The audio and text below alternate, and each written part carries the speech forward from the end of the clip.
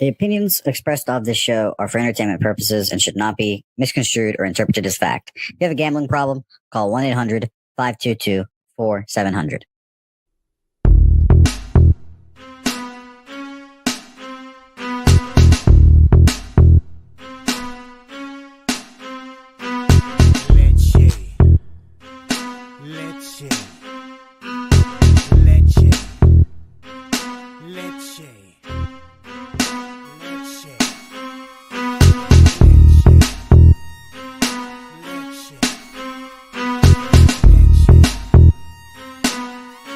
Introducing Pubcoin. Pubcoin is the rewards program for pub sports contributors. Regular chat contributors share their play of the day, POD, in the YouTube chat, including the phrase POD in their message. At the end of the week, the amount of units earned are converted into Pubcoins. Pubcoin can be used as reward points for prizes, shop discounts, and contests. Hey, what's going on, y'all? It's Mills here, Pub Sports Radio. Do you guys want to challenge the personalities here at Pub Sports Radio? Do you guys think you're better than them at entering in your MMA predictions and picks? Would you want to get paid for it? $100? Here's how you do it, man. You sign up right here at the link below. It's just this easy. PubSportsRadio.com. Enter your email. Pick your weekly picks. That's it. Oh, and you get bonus points if you can predict how they're going to win in what round. Every single week, a new winner's getting crowned. So every Saturday on Pub Sports Radio. So come on and check us out. You can win $100 just for signing up. Only thing you need to do is see if you can beat us here at Pub Sports Radio by entering your UFC predictions and picks weekly. Do it. I dare you. See you guys soon.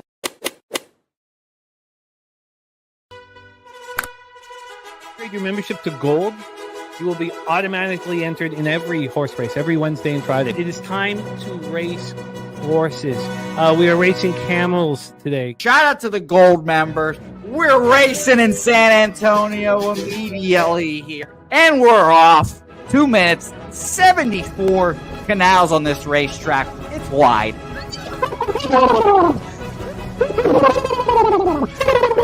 We're racing in San Antonio. Pat Wally moving forwardly. Jeff Slaughter in the mix as well. And as is Randall Sheffield, who's put that beautiful nose out front. But it's actually real grass here, Jimmy. Maybe Kentucky bluegrass. Oldie, no! Here he goes. There he goes. Oldie in the lead now. K. Wolf falls back. The horses love it. Sometimes they stop and eat it on the way to the finish line. That's why your horses start so far in the back. Here. Oh, look at Nuss Flush Allen bursting out here. J-Dub in the mix. Rude Boy up here as well. Jimmy, take it away. There's Oldie. Oldie is moving to the front. We are past the halfway mark in our 2 mile. And there's Ricky Levy. Oh my goodness, he's in the mix here. Jimmy, take it home. This is our first dog race ever. 19 seconds left in the horse race here. It's Fernando Mendoza trying to find the wire. 14 seconds left. Can Fernando Mendoza take this home? Here comes Kenny Can. Kenny Can wants a piece of the pie. Put his schnoz up front. Ricky Bobby, 9 seconds left. Can Donut Silks make a run? Can Res Mall make a run to be $50? You son of a bitch! Here comes Tori Coker. Kenny Can Smoke and Mirrors. Director 97 home. That is a great. Here comes Jason Meyer, the Eldorado custodian. Billy Friedrich. Jones one all coming down the advantage. Coin!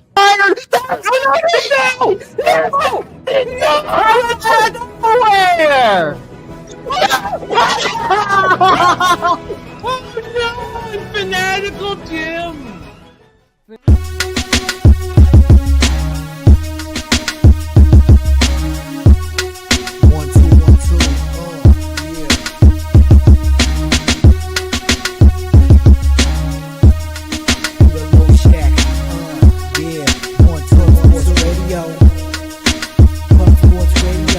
From the Corporate Peter Low Shack, legendary sports handicapper, more dapper than a dawn. Father young phenom, known as Jimmy, who declared one day that the bag was here to stay. Information like a PSA, when we all PSR, Pub Sports Radio, bizarre. Is a man named Slaughter, and he flipped the script. No competition. competition in this they quit the trip. But we say we be pubbing. Man, I want the bag and you love it. You want it top tier, we above it. Leche.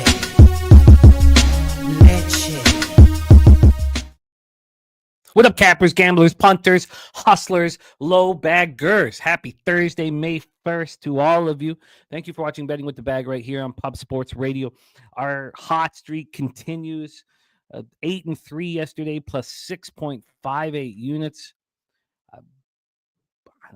There's not much to say about it. We're 6 weeks deep into this. We're seeing everything very clearly, and we're succeeding. Let's just keep doing it. You know, no need to tap ourselves on the back. I'm getting paid. I get another chunk tomorrow from my local every Friday, baby. So let's just keep winning, stay focused, stay locked in, and keep doing exactly what we are doing.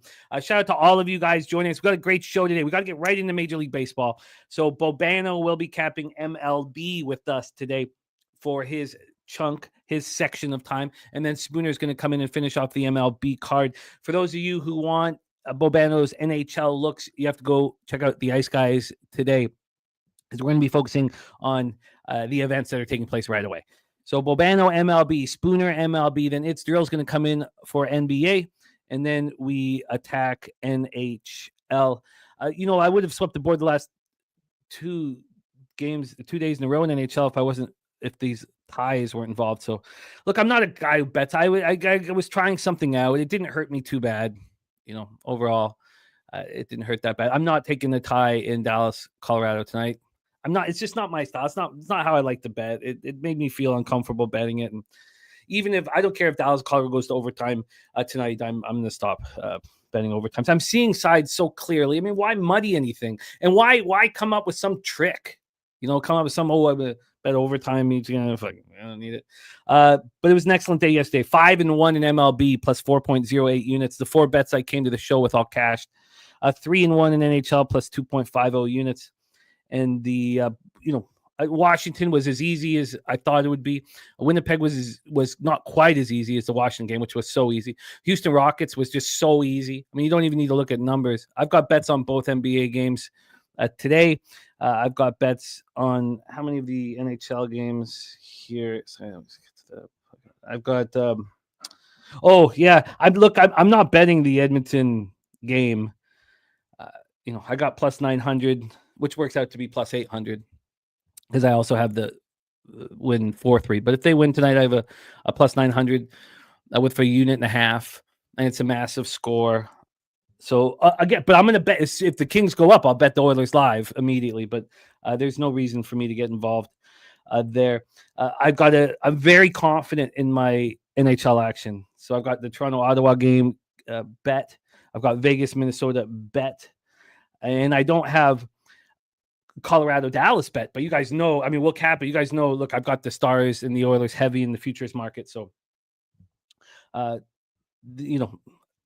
feel as locked in as I've ever felt my entire life, and we've got to press the gas pedal down. Shout out to everybody. Pig milk play of the day is in. It is the Denver Nuggets money line. That's funny, Billy. So that's going to make 2 straight shows. This almost has never happened, but 2 straight shows there. I'm up against the pig milk play of the day. Again, you're on big dogs, so I mean, there's no harm in losing on a big dog. But so we'll have back-to-back days where I'm against the pig milk, heads up with the pig milk play today. Something I don't want to be involved in. I don't want to be up against.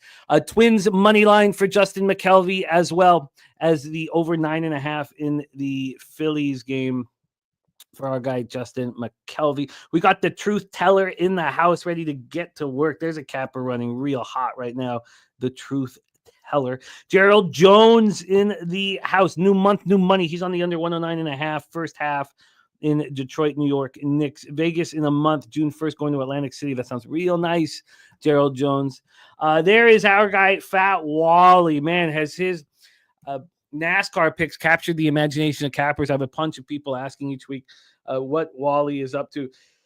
Excellent work week after week. I know you were so close to a huge banger last week. And it's we're honored that you share your action with us every Friday here on the channel. It means a ton to us, Wally, my man. Slow Jams Arsenal in the house. Kong's clips. There's Spooner with his action. He'll be joining us for the second half of the card here. So we will be locked and loaded. All MLB to get started here. A Philly Eagle Flyer in the house. Big Daddy Boom. Fernando Mendoza. Poop Barlow says free balling on a Thursday. All Thursday. Oh, wow. Okay. Serious business ready to go. Slow Jams Arsenal Pistons -1.5. Slow Jams, I'm lockstep with you. I love it. I absolutely love it. I love both spots in NBA. Again, like when it comes to playoff time, I don't know if your numbers, if someone's numbers are enough here. It's all situational, and it's my wheelhouse. It's just all psychological and situational to me. Like I said with the Rockets, I was like, this is the easiest bet I've ever seen. You don't need to study the numbers. Chappie ready to go. Mr. Belvedere ready to go. Bonjour, monsieurs, from Mr. Belvedere. Twins +100, Brewers -1, Tigers -114, and looking to add more, as we all are looking to add more action here as we're running extremely hot. And I know what started my hot streak. Pubapalooza. Getting to hang out with the squad. Sean Pulliam ready to get to work. We got Camden in the house. Just my 2 cents. We got T. Moss ready to go. Saturated Andrew G. Love it. I love it. So we are locked and loaded. Let me just copy and paste a couple more things. We'd like to get started in MLB in 5 minutes. First pitch is in 25 minutes. All right. Great to see all of you guys. So anything else that, yes, Big Daddy Boom action here. Keep up the great work, Big Daddy Boom. We got Steve G, Jets and the over Panthers series. Nice job, Steve G. Panthers. I mean, they just good luck. Well, look, we'll get into the Leafs Senators, and we'll talk about who is going to need good luck when they lose to the Panthers here. Perky ready to get to work. Cubs money line for him. We got Cincy run line for Slow Jams. There we go for Slow Jams. That is a special. Here we go. Slow Jams on the Cincy spot. Let me just make sure I've got all this copied and pasted. Nice job, Irish King. The Capitals. I mean, it's just perfect. Like, this is all just. These situations are just, now it doesn't always work like this. But when it's working like this and everything is feeling so easy, I mean, just so easy, you got to just keep your foot down on the gas pedal and bet. Bet and bet and bet. Gavin Henry in the house says, are you Derby ready? I'm not, man, but I'm working on it. I'm studying it. I'm working hard on it. I don't feel Derby ready still, though. Aubrey Travis got the abs on the puck line. I get it. AM ready to get to work here. Big Daddy Boom, a Mets for him. Let's get this copied and pasted. AM, Leafs, and Kings for him today. Oh, I can't wait to talk about those games, dude. The playoffs are so much fun to cap, man. So much fun to cap. Steve G says, Avs got this one. God, somebody remember to give Cale Makar a wake-up call for this one. Guy's been missing in action. Sure, a lot of you guys in the hockey pool. Oh, wondering if we had the hockey pool updated. I would love to know. A Razor Sharp Pick says 2 days away from the greatest 2 minutes in sports. Greatest 2 minutes in sports coming up. Ron Loftus says D-backs pen tried to blow another one last night. Thankfully, it didn't happen. It's going to be great today. Going to be great. Razor Sharp Pick says Florida easy money in NHL last night. Now 6-0 in the NHL playoffs. We all know what tonight's bet is. Vegas, Minnesota, first period over 1.5 for Razor Sharp Picks. Thank you, Nate. Thank you for your positivity. Billy Freak also like Michael Porter Jr. over 20.5 PRA at +105. Got this all copied and pasted. So we are ready to rock. Kong's Clips ready to get to work.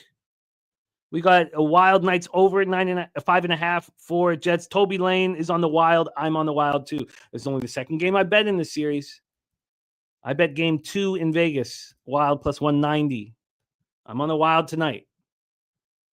We'll get into all of that here a little bit later. Let's get this all set up here so we can work with all of the knowledge or with knowing exactly what our guys are involved in here.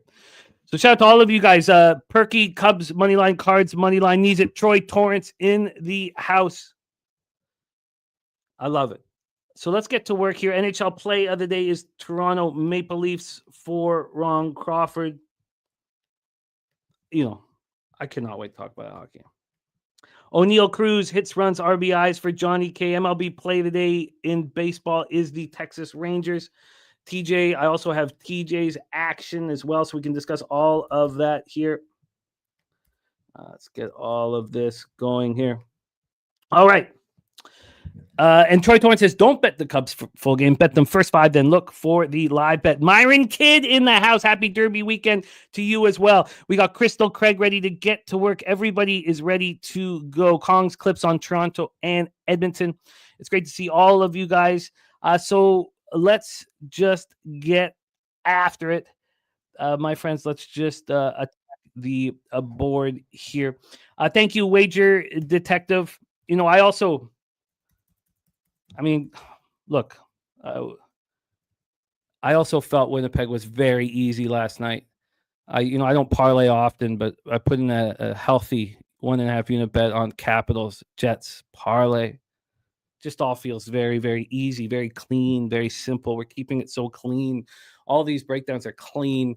And it's now time to talk Major League Baseball. We have first pitch in 20 minutes. Please welcome from Hamilton, Ontario, Canada's black and yellow steel town, our friend, Mr. Ian Cameron to the telecast. Bobano, how are you, my man? It's an old school term, telecast. I haven't heard that for a while. It's like we're back in the 80s again. How are you?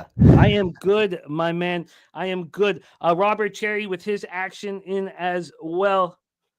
And let's get this all set up. I'm looking forward to cap Major League Baseball. I'm going to miss dearly NHL, but with the time change on our show, there's nothing we can do about it. And hopefully we get more opportunities to cap NHL. For those of you who are here to hear Bobano's NHL, it is the Ice Guys that you need to watch at 2 p.m. Eastern today to get Bobano's NHL action. The only place you can get Bobano's MLB action is right here, right in the afternoon. Today that is true because we don't do a show on Thursday, C-Mac and I. Yep. Let's get after it. We start in 19 minutes. I've already moved on this game, and I haven't looked at what the market has done. So let's find out because I've already moved on it. Chicago Cubs 18-13, 9-6 on the road at the Pittsburgh Pirates 12-19, 7-8 at home. Oh, sorry. Let's get the graphic up here. God, my eyes are okay. Let me see it. Let's just. There we go. Thank you, Jose. Beautiful. We have Colin Ray, who's been phenomenal. A revelation. Now, can you call him a revelation if he's only pitched 13 or 14 innings as a starter now?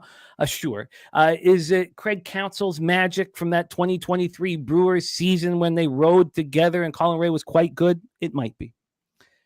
We have Colin Ray shutting down everybody right now.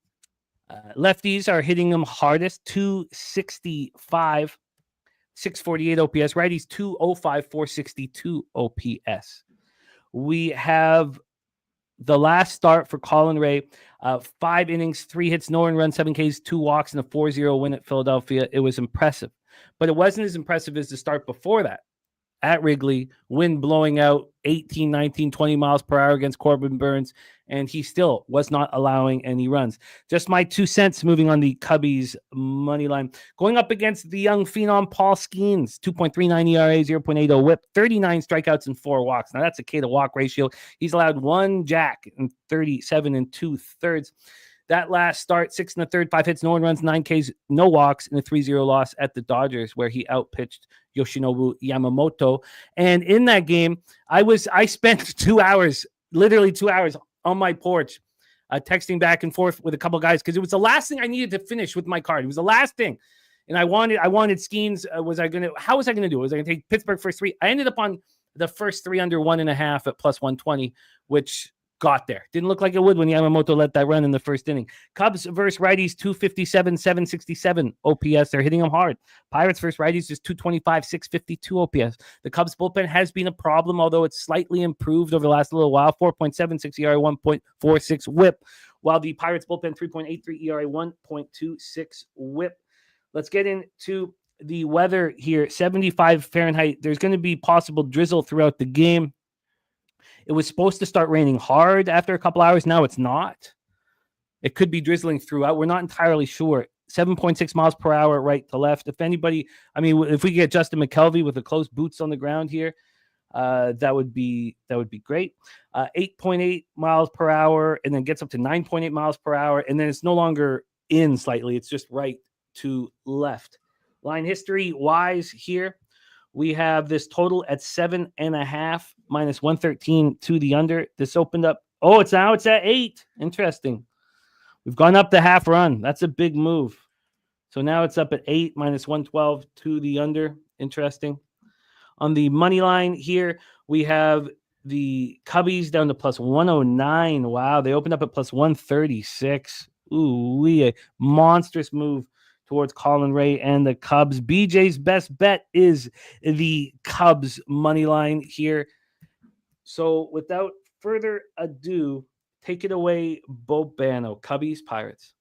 Yeah, it's an interesting game. I certainly don't fault the market moving to the Cubs because really the only reason Pittsburgh opened where they did, minus 160 in some spots, is because of the name Paul Skeens. Let's be real. And you're not getting bargains with that guy.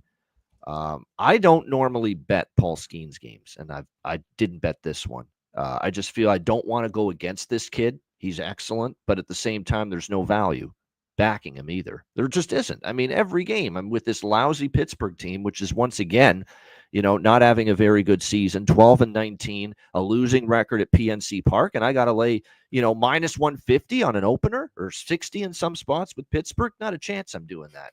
I don't care if it's, I don't care if it's Greg Maddux in his prime or you name any great pitch, Sandy Koufax in his prime, you name it. Not laying minus 150 when the rest of the team is nothing to write home about. I don't care how good the pitcher is. So on the flip side, and you look at Skeens, last 3 home starts, the Pirates are just 1-2 in those starts. So, and some of them have been as big favorites, and the Cubs are the better team. I don't mind the look. I mean, the price is just disintegrated enough that I don't want to get in on it now, especially for show purposes. But you can't deny what Colin Ray's done. I mean, Colin Ray, I know the Brewers, he was actually more of a fade than a pitcher to back for me last year with the Brewers. I was not impressed, but give the Cubs credit. They've clearly worked with him through some things, and he's been really, really solid. I mean, just 2 earned runs for Colin Ray in 12.2 innings through 3 starts this year. Very impressive stuff. So I think if you got the Cubs early, you got great value with the better team, and Colin Ray pitching with the form right now that could probably, match or come close to matching what Paul Skeens can deliver. You got the better lineup as well with the Cubs, but obviously the price, the value in it's kind of gone right now. I could maybe get there with an under, although I prefer runs to be lower at a premium early. These are some bullpens that I do have some issues with. So, but just a lean there, a Cubs lean, under lean, but pass. I moved on the first 3 under in this one, first 3 under 2. I'm going to check now to see if that line has changed as it's gone up from 7.5 to 8. First 3 line is actually becoming maybe a better option because there's been some times where I've tried to isolate a starter versus a lineup, and the bet blows up in the 4th inning or the 5th inning in some of these games, and it doesn't in the first inning or 2nd inning or 3rd inning. So the first 3 line is definitely something worth keeping in your portfolio when you need it. Yeah, my ROI is excellent on these first 3s, and I just too many years of losing in the bottom of the 5th. Yep. And I was done. And so I've seen it done. too. Just done. We also have my co-host here, the star of Say Hey Plays, ready to rock with us. So without further ado, from our home studio in San Antonio, Texas, at the great Southtown 101, the best bar in Texas. If you are in San Antonio, you must stop by the Southtown 101. Incredible food, and check out our studio and all the TVs we have in that back room. Please welcome Jose Bouquet to the show. Jose, how are you? Doing well. 2-3 day yesterday, so a slight losing day, but it was just some bad luck. Excited to talk about today's card. I do have a bet in this game. I'm obviously on the Cubs money line here. I took full game. I saw Troy's comments in the chat. I should have probably just taking first 5 here. Maybe it's a double up spot, but I would guess I was just a little scared of Paul Skeens and how good he is. But I think normally day to day, start to start, Paul Skeens is a fade for me personally, especially. By the way, first 5 price here, Skeens minus 155 is what I'm looking at right now in my book. Full game price minus 118. So it's crazy to see. So I'll stick with full game money line. Market in the game as well. 51% of the bets, 71% of the money on the Cubs here. So sharper, bigger bets seemingly on the Cubs here. And 80% of the bets, 87% of the money on the under. Line moving towards the Cubs with all that money on them. I'm on the Cubs. Let's go. You got it. And what did you get? What line did you get on the Cubs? It's a great question. I bet it this morning, so I got plus 110, so not really much of a difference. But let me double check that to make sure I'm right here. But yeah, I bet them full game plus 110. Yeah, full game plus 110. My first 3 is not moved despite the 7.5 to 8. The first 3s don't move very much ever, so it's not a big surprise there. Lamont Williams max bet is in too, has to head back to work, just wants us to know what he's got. Must know information. Lamont Williams max betting Tampa Bay on the run line. So I got the first 3 under 2 minus 106. That's the only Major League Baseball bet I've made so far today. That is game? Oh yeah, in this game. Yes, in this game. First 3 under 2 at minus 106. That's all at 365 minus, and 365 does not give you the best first 3 lines generally. You can find better ones. MGM usually beats them. The minus 155 on the 2.5, plus 140 on the 1.5. Just use the -1 calculator, and that is where I am at. So here we go. That game's popping off here shortly in 14 minutes. So that game we just talked about, Cubs Pirates, starts in 9 minutes. In 14 minutes, we have the St. Louis Cardinals at the Cincinnati Reds, which gets us to action from our cappers here. Spooner, who is taking over from Bobano in 34 minutes. He is on the Cincinnati Reds here. Tweeted it out. He wants it here for show record purposes. AM passing on this one. Irish King on Cincinnati money line here. Irish King also said grab the over 8.5 last night. Line's a flat 9 now. And Remo says Cardinals are favorites now. Coin saying St. Louis money line minus 120. We have the 2 lefties on the hill. Matthew Liberatore. We talked about him in his last start, that 3-2 win at home versus the Brewers. On that start, I was on the first 3 under 2.5 and cashed it very easily. That was minus 120 each way with a total of 8.5. Cashed it very easily. Matthew Liberatore is, I think he's like 26, but he's been here since he was 23. Feels like he's an old vet by now. And he's never looked so good. 3.19 ERA, 0.97 whip. We talked about Skeens K to walk ratio. This K to walk ratio is 28 Ks and 2 walks. Talk about a guy getting it all together. Walla Dose in the house. Philly Eagle Flyer on the Reds first 5. Joe Todero is on 2 planted flags here for UFC. Powell for PFL and Bolanos for UFC. Thank you for sharing that with us, Joe Todero. By the way, for you fight fans, the PFL breakdown is up on our YouTube channel right now, a 29-minute breakdown of the PFL tourney. So, and Nasty Nate also on Powell as well. Okay, here we got Liberatore and Abbott. So we didn't, I guess we did do somewhat of a breakdown of the first game because we were trying to get as much in as fast as possible. But Liberatore's getting everybody out. Lefties 226, 531, and righties 239, 580. It's hard to find a lefty getting righties out at that rate. It's very impressive. The other righty who's doing it almost as well is Andrew Abbott. Andrew Abbott, righties are hitting 175 with a 673 OPS. Lefties aren't touching him at all, 154, 599. Coming off an 8-7 win at the Rockies. And fortunately, that was an under 2.5. I got it plus money. Abbott against Freeland that I lost.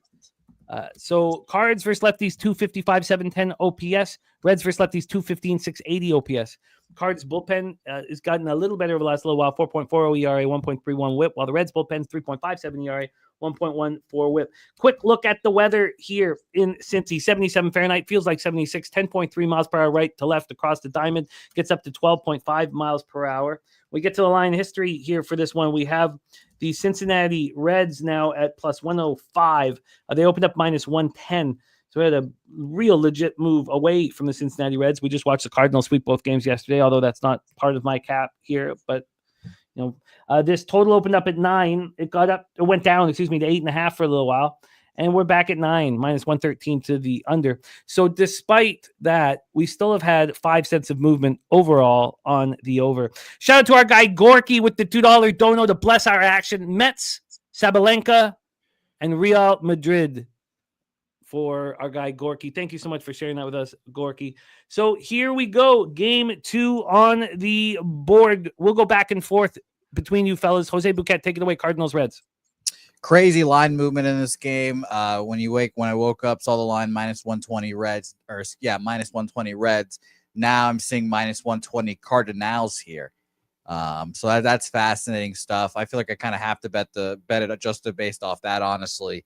54% of the bets on the Reds, but 52% of the money is on the Cardinals here. So I'll be on Cardinals money line. I'm just not going to overthink it too much there.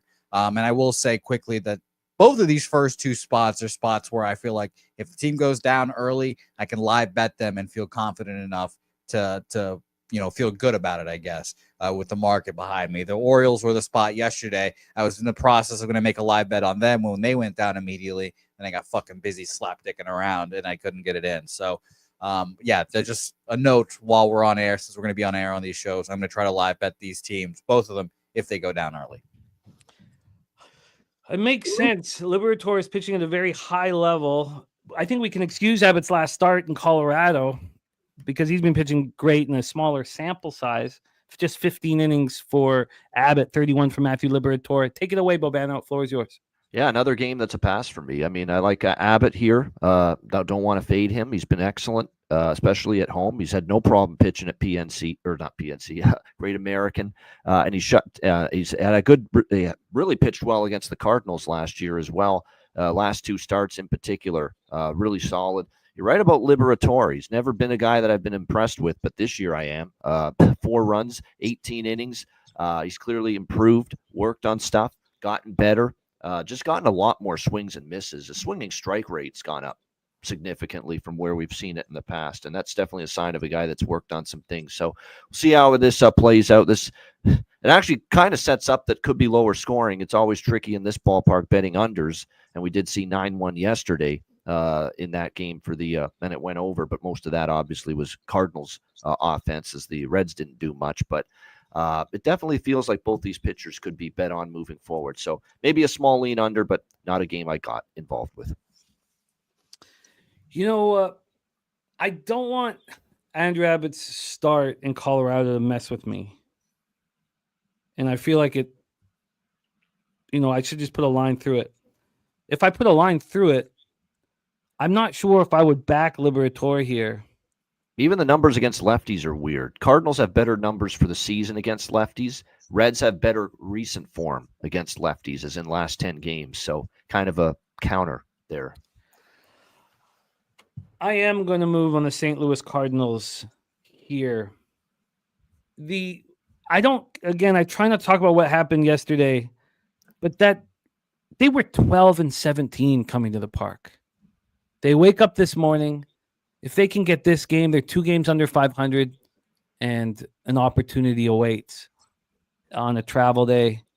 I've got 7 minutes to get this in. I'm going to go do that now. So, Jose, set up Diamondbacks, Mets, Gallen versus Kodai Senga, and hand it over to Bobano, and I'll come in last. Yeah, I woke up to seeing this line. I was pretty surprised to see it, honestly. Minus 170 is what I saw for the New York Metropolitans here. And I was like, good Lord, what an interesting line this is. 79% of the bets, 74% of the money on the Metropolitans here as well. So that's a very fascinating movement, or fascinating opener there from what I saw, because I'm seeing other places opening up where we used to play poker at minus 145 as well. Heritage opening up at minus, let me see here. So it loads minus 141.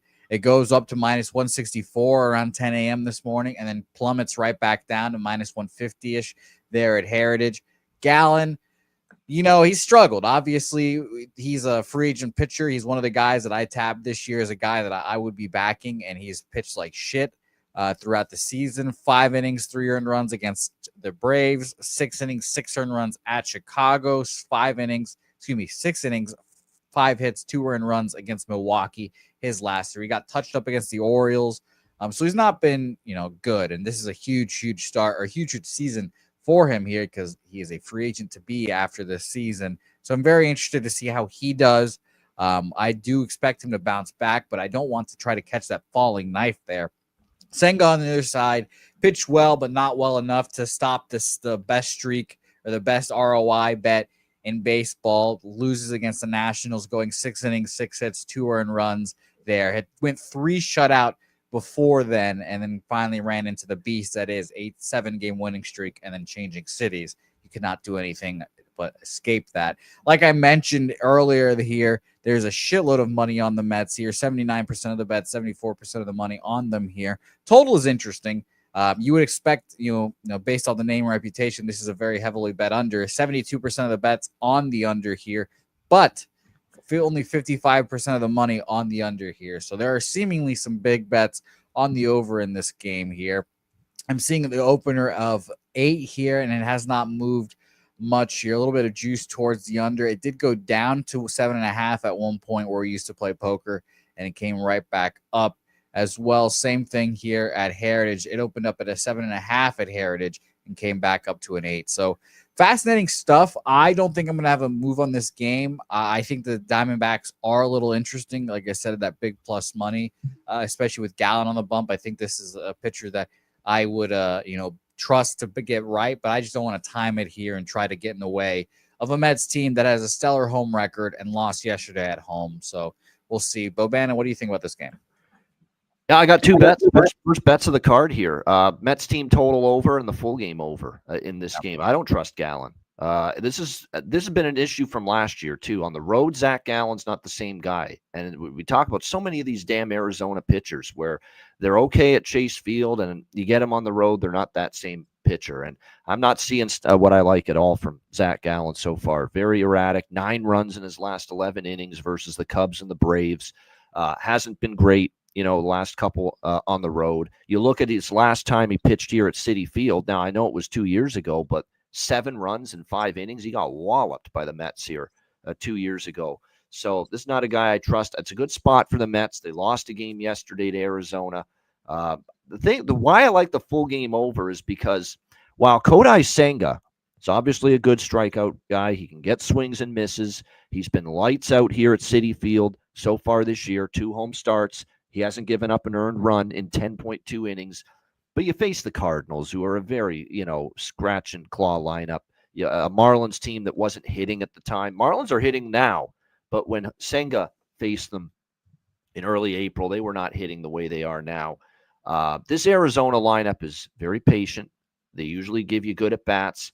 And if you can make Senga work, and sometimes these weaker teams and lineups that he's faced have not done a good enough job of that, it makes life easier on him. But if you can make him work, I've seen him, have some greater struggles in those situations. I think the Arizona lineup has shown me, and especially of late, how good they've been offensively, that they can maybe be patient with Senga and get to him a little bit here. And I've been on a lot of these Arizona games over the total lately. They've been on one hell of an over streak, 6-1 in their last 7 games. So I'm going to split this up because I think the Mets do the majority of the damage here off the loss against Gallen, who's been struggling. So Mets team total over 4.5 at plus 105. And we're also going to take the full game over 7.5 minus 125. So that's the team total over 4.5 at plus 105 and the over 7.5 at minus 125. That's right. Yeah. There we go. Bobano is locked in. And I'm in on the Cardinals at minus 114. Jose, what did you get? Did you move on this one?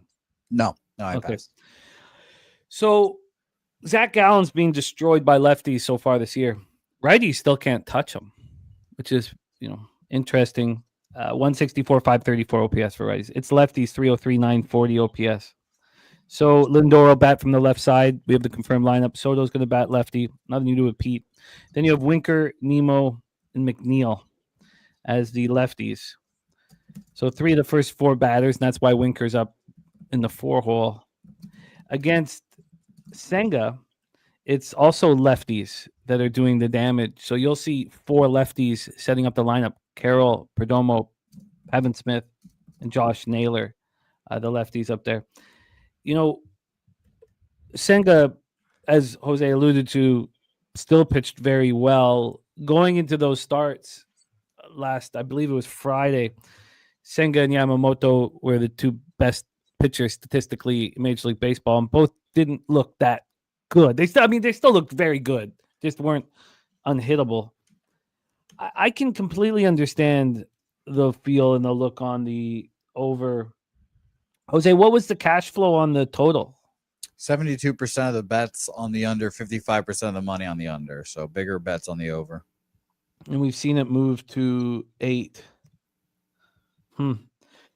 You have a Diamondbacks bullpen. All I know is I've been on Arizona overs a lot, and last night was the first time I've lost in quite some time with them. So I think we got back to runs here today. Yeah, I'm Jay Kopp talking about, I have different numbers there, Jay Kopp. Arizona, Miami, Seattle. Those 3 teams. It's just bet over and forget it for me the last week or 2, and it's been incredible. Those 3 teams. Yep. I have a 303.940 against lefties. But I think I really agree with all of this setup here for the over, and I think I'm just going to bet it and move on it with you guys.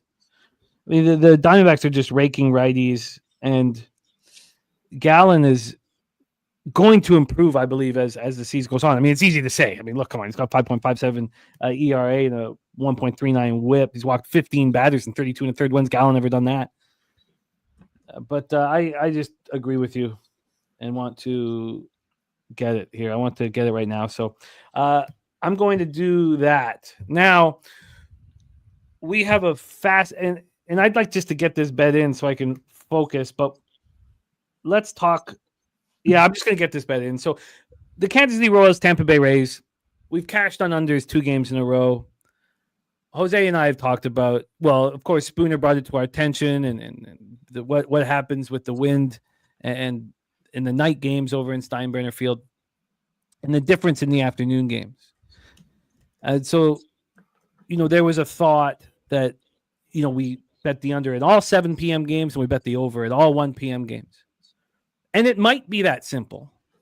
But as Spooner and I have been talking about, Lugo and, the Wizard of Boz are pitchers that get a lot of ground balls. And this might not be the pitchers to utilize this plan against. So, Jose, set this one up. I'm going to bet the over in Arizona and New York here and send it over to Bobano, and I'll come in last. Yeah, I felt the same way. I woke up, I saw this line at an 8.5, and I was like, okay, this game must be in the morning, and it was, or it's a 12-10 start or whatever. And then I thought, do I want to play God? Do I just want to try to play God here? Take my under money that I've won and put it on the over here because of where the game is. I saw the pitchers as well. Seth Lugo and Shane Boz, 2 good pitchers. 2 pitchers that I normally think would probably promote a 7.5 total here. And we get an 8.5 here. And I thought it was all a little sketchy, but let's talk about this game. I leaned over to First Start about talking about it here. We have 84% of the bets. 84% of the bets are on the over here, but 65% of the money, on the under. 84% of the bets are on the under, but 65% of the money is on the over. So huge bets coming in on the over. And it's just fascinating to see here. And Jimmy, like you said, is it really going to be as simple as I'll check what time the game is? Are we going to bet the over at night or over in the mornings, under at night? It might be. Who knows? Because we see all the books here open. I mean, I'm seeing openers 8.5. 8 minus 125. All of them now to 8.5. So I think that's fascinating as well. Boz has been pitching well. A guy that we tabbed. We'll have tabbed for the last 2 years as a pitcher to back here. He's healthy now. He's pitched well. His last few appearances, 7 innings, shutout against the Padres, a really good Padres team. He got touched up at home against the Yankees, 3 1/3, 5 earned runs. 6 innings, 1 earned run, 11 Ks against the Red Sox. And by the way, that 7 innings shutout against the Padres, that was his first road start of the year, too. All of his starts have been at home except for that last one here. And he's pitched well except for that one Yankee start here. I'd love to see what time of day that Yankee start was on 4/19, if anyone out there. Was that the 6-3 final score? I will tell you right now, it was 10-8 Rays. Oh, shit. Okay, my bad. On the 19th of this last month, I guess, April. But I would love to see that. And then on the other side, we have Seth Lugo, who has 40 billion pitches that he'll throw at you and keep you off balance with. And I'm sure is a bitch to face as a hitter. His last appearance, 8 shutty as well. I mean, again, we have 2 pitchers coming off of 7 and 8 inning shutouts, and we're putting up an 8.5 total. I think that is sus. 6 2/3, 5 hits, 3 earned runs at Detroit. 6 2/3, 4 earned runs at New York here. Has pitched pretty well. But like I said, I think this is, again, maybe it's too simple, but this game kind of screams over to me, and it's rare when a game screams over to me, I think. So I might be moving on this over. I'd love to hear what you guys in the chat have to say. Bobano, what do you think about this one? No, not with these lineups. Won't do it. No, these are 2 pretty bad lineups. I mean, we've seen 2 unders in this series, Kansas City and Tampa Bay. What's funny is Kansas City won the first 2 games of this series, and I took the team total under in both games for Kansas City. They won the games, but they only scored 3 in each game, so we still hit, even though they won, with the Royals team total under 3.5. I'm taking it again. Royals team total under 3.5 here. No, the weather and the day game environment at Steinbrenner Field, ball carries a little bit more. I don't know if they're going to get the ball in the air very much against Shane Baz. I like the way Baz is pitching. He had 1 bad start against the Yankees, and other than that, he's been very good. And this ain't the Yankees, I'll tell you that right now from a lineup standpoint.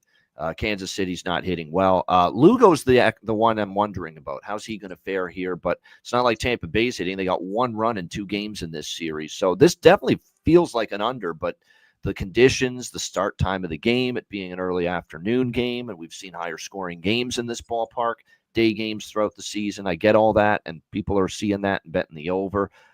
You still need to trust the lineups to hit, regardless of the conditions, regardless of the wind, regardless of the start time of the game, early afternoon and all that. And I don't trust them. And I certainly don't trust the Royals here against Baz, who I think is really rounding into form. So for me, it's going to be Royals team total under 3.5, -102. -102 there. Jose, what are the Rays numbers versus righties in the last 15 days? Including these 2 night games where they did nothing, because their numbers against righties overall were blossoming during this winning streak. And I know the last 2 games at night have affected them.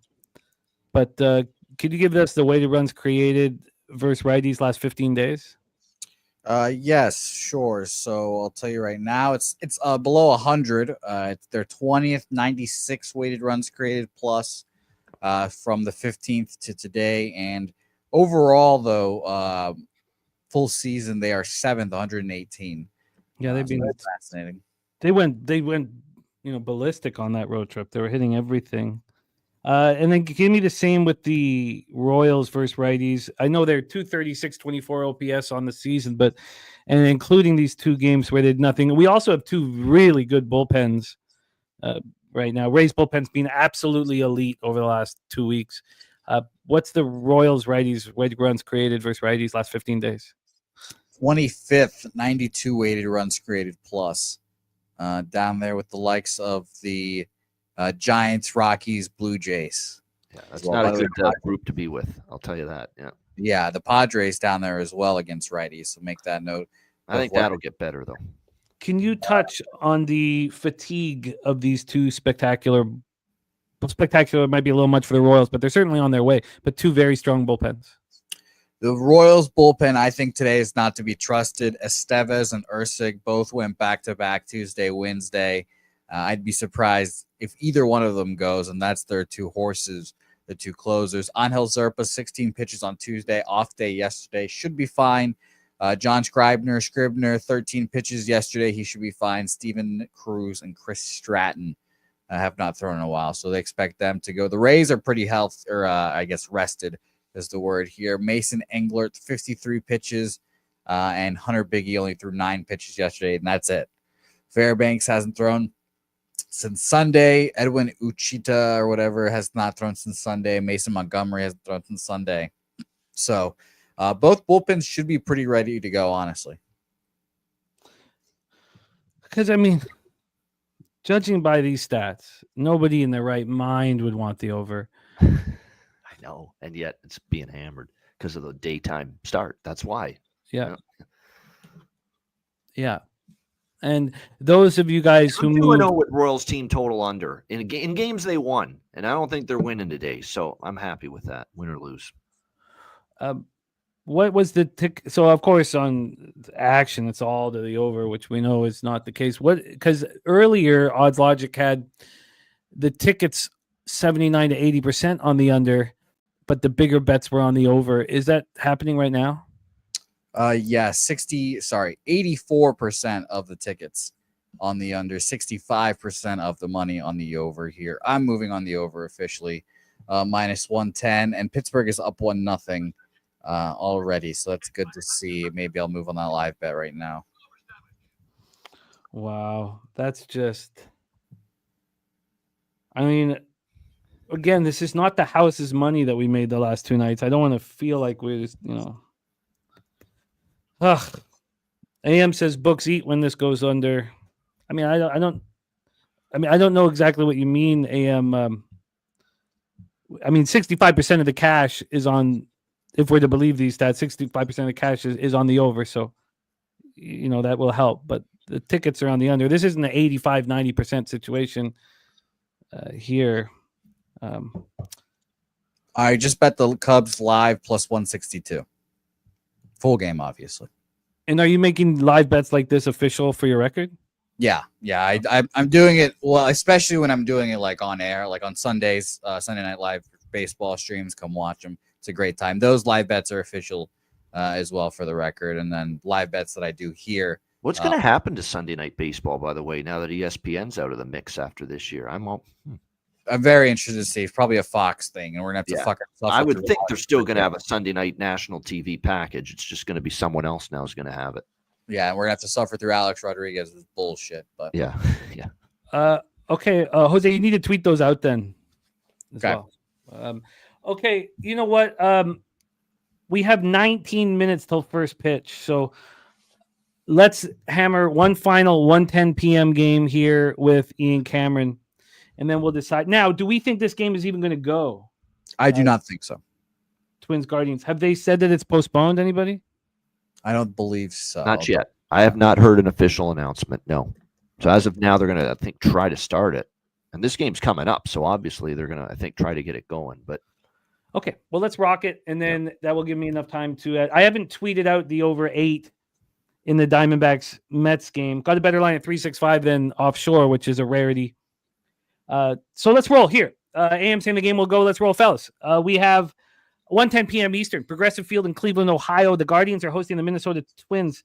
Let's get into the weather here for this one. We have 75 Fahrenheit. And it's not supposed to rain very hard, but it's supposed to rain throughout. So 10.8 miles per hour to right field, right center. Gets up to 12.2 after a couple of hours. We have Simeon Woods Richardson going up against Ben Lively. Ben Lively has not looked very good yet this year.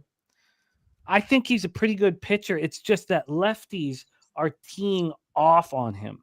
Lefties right now are hitting 302 with a 998 OPS.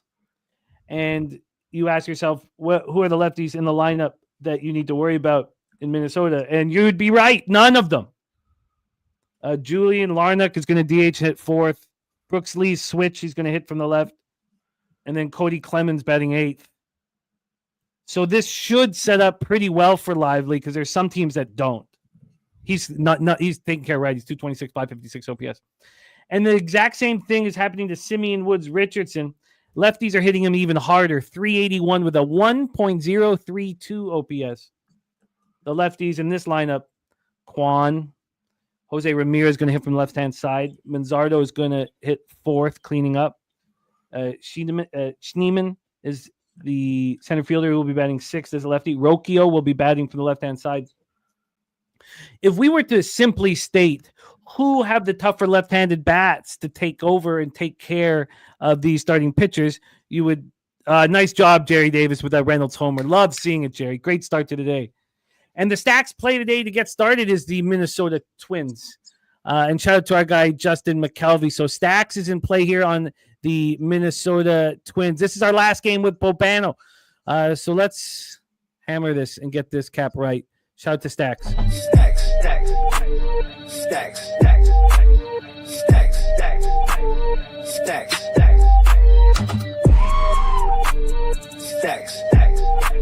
stacks, stacks, stacks, stacks. We have AM on the under 9. This 9 right now is juiced to the over at minus 111. It's come back 3 cents, now minus 108. Just a 3 cent move to the over. Nothing too untowards. On a money line, from a money line standpoint, we have the Twins at minus 121. What a move this made. Opened up at plus 101 and now minus 118. Right? Oh, it must be minus. This must have moved again 3 cents in the last couple of minutes, and it will be up here in a second. So heavy move towards the Twinkies. According to Action, I'll only give the side. We won't bother with totals on this site, but from the side standpoint, you have 43% of tickets and 53% of cash on the Minnesota Twins. Coin loving the Twins here. Mr. Belvedere saying this line keeps moving to the Twins. He got plus 100 as well.